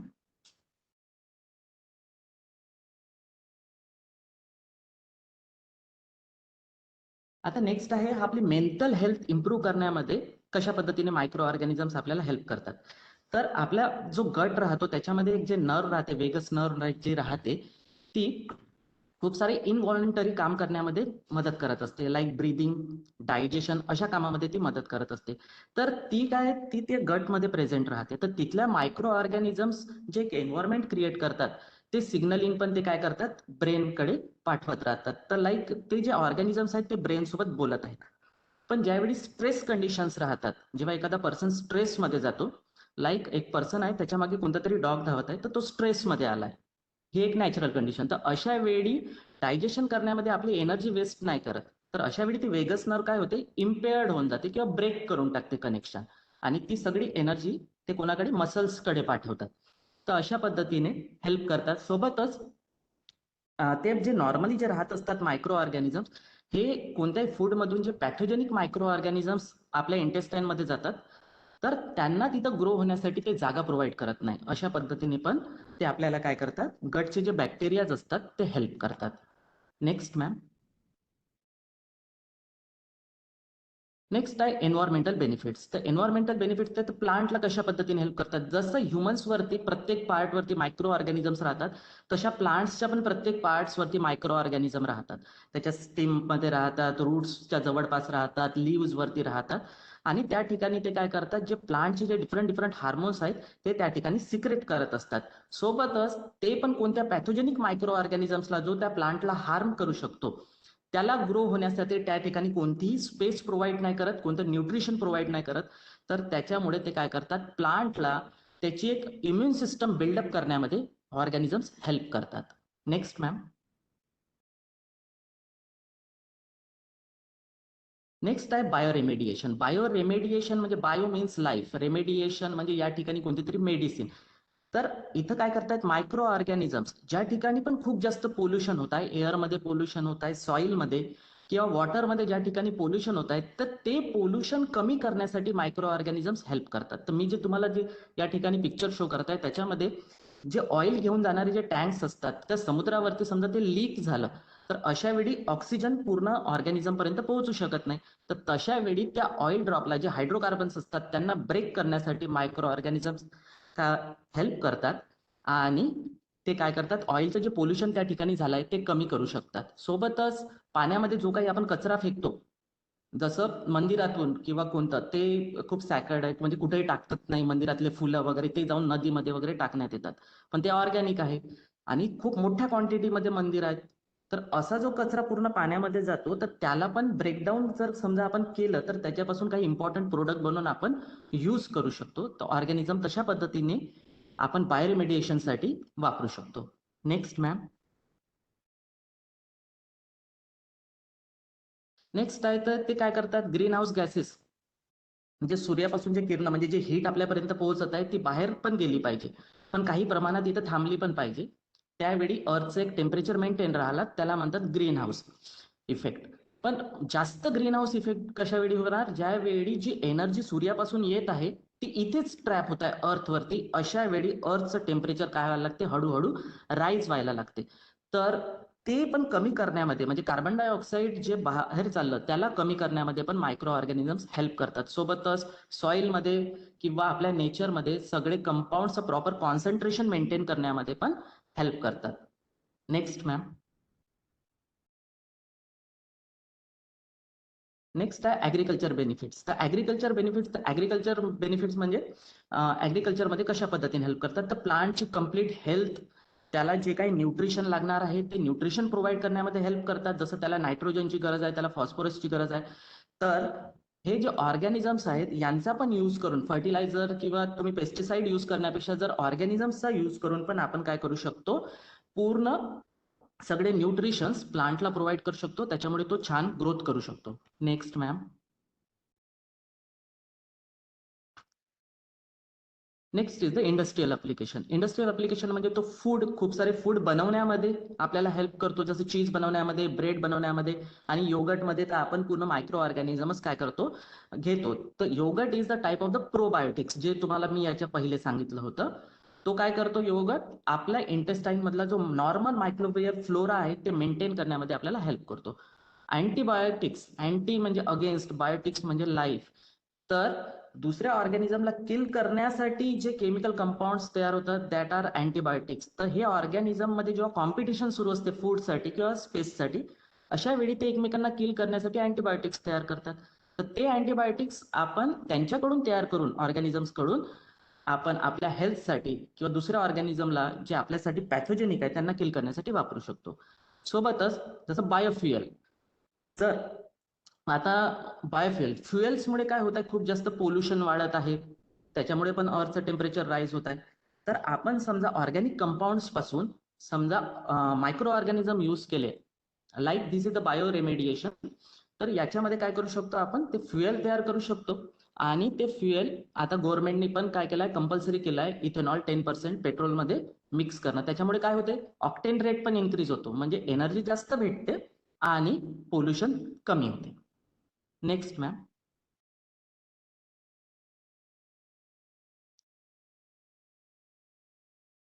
नेक्स्ट आहे कन्क्लुजन माझं.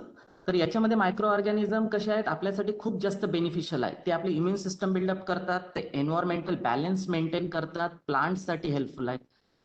त्याच्यानंतर ते काय करत आहेत, जे एन्व्हायरमेंटमध्ये जे पोल्युशन क्रिएट होत आहे ते पण कमी करण्यामध्ये हेल्प करत आहे. तर हे जे मायक्रो ऑर्गॅनिझम्स आहे हे फक्त आपल्यासाठी फक्त डिसीजेस कॉज नाही करत, तर हे पूर्ण इकोसिस्टम म्हणजे हा जो इकोसिस्टम आहे याच्यासाठी त्याला मेंटेन करण्यासाठी खूप इम्पॉर्टंट रोल प्ले करतात. Thank you. Next ma'am. Thank you. Yes, झालं ma'am. thank you, Rohit sir. Okay, yes, good. Thank you so much. Thank you. Yeah. So here we have finished all the seminars. सबके हो चुके हैं कि कोई बचा है मेरे लिस्ट में से नाम लेने के लिए? Everybody, सबने सेमिनार्स दे दिए हैं? Just give your attendance. Dr. Ashwini.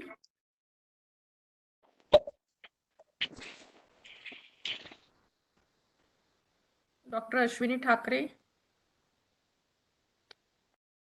Dr. Rupa Dande.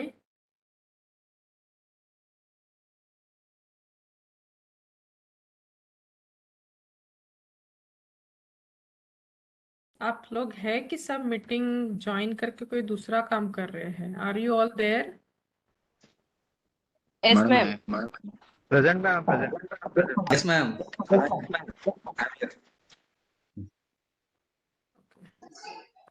Ashwini madam तो नहीं है शायद. Doctor Rupa, doctor Manisha Pande, yes ma'am. Doctor Lata Khapre, doctor Rahul Nagrale, ma'am. Doctor Gayatri Kukde, yes ma'am. Mister Siddhant Naik, mister Baliram Bhange, mister Prashant Narayan. हाँ yes ma'am. Okay. Miss Surekha Jungare, miss Surekha जुनगरे,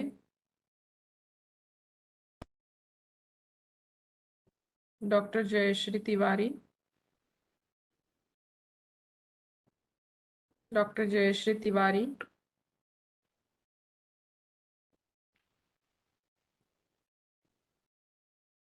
mister Shrikant Chaudhary,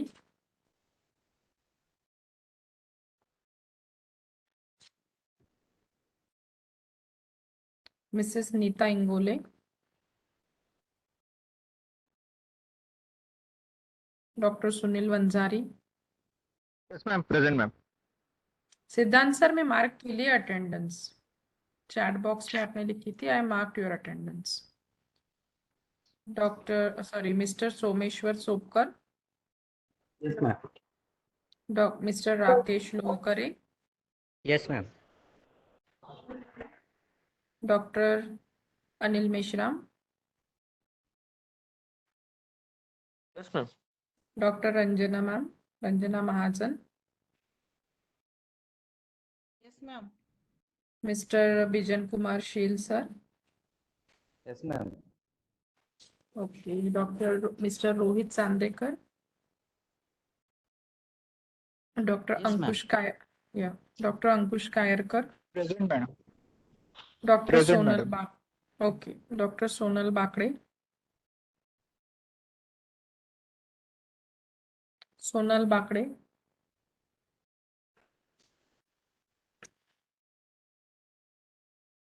doctor Sheetal Jadhav,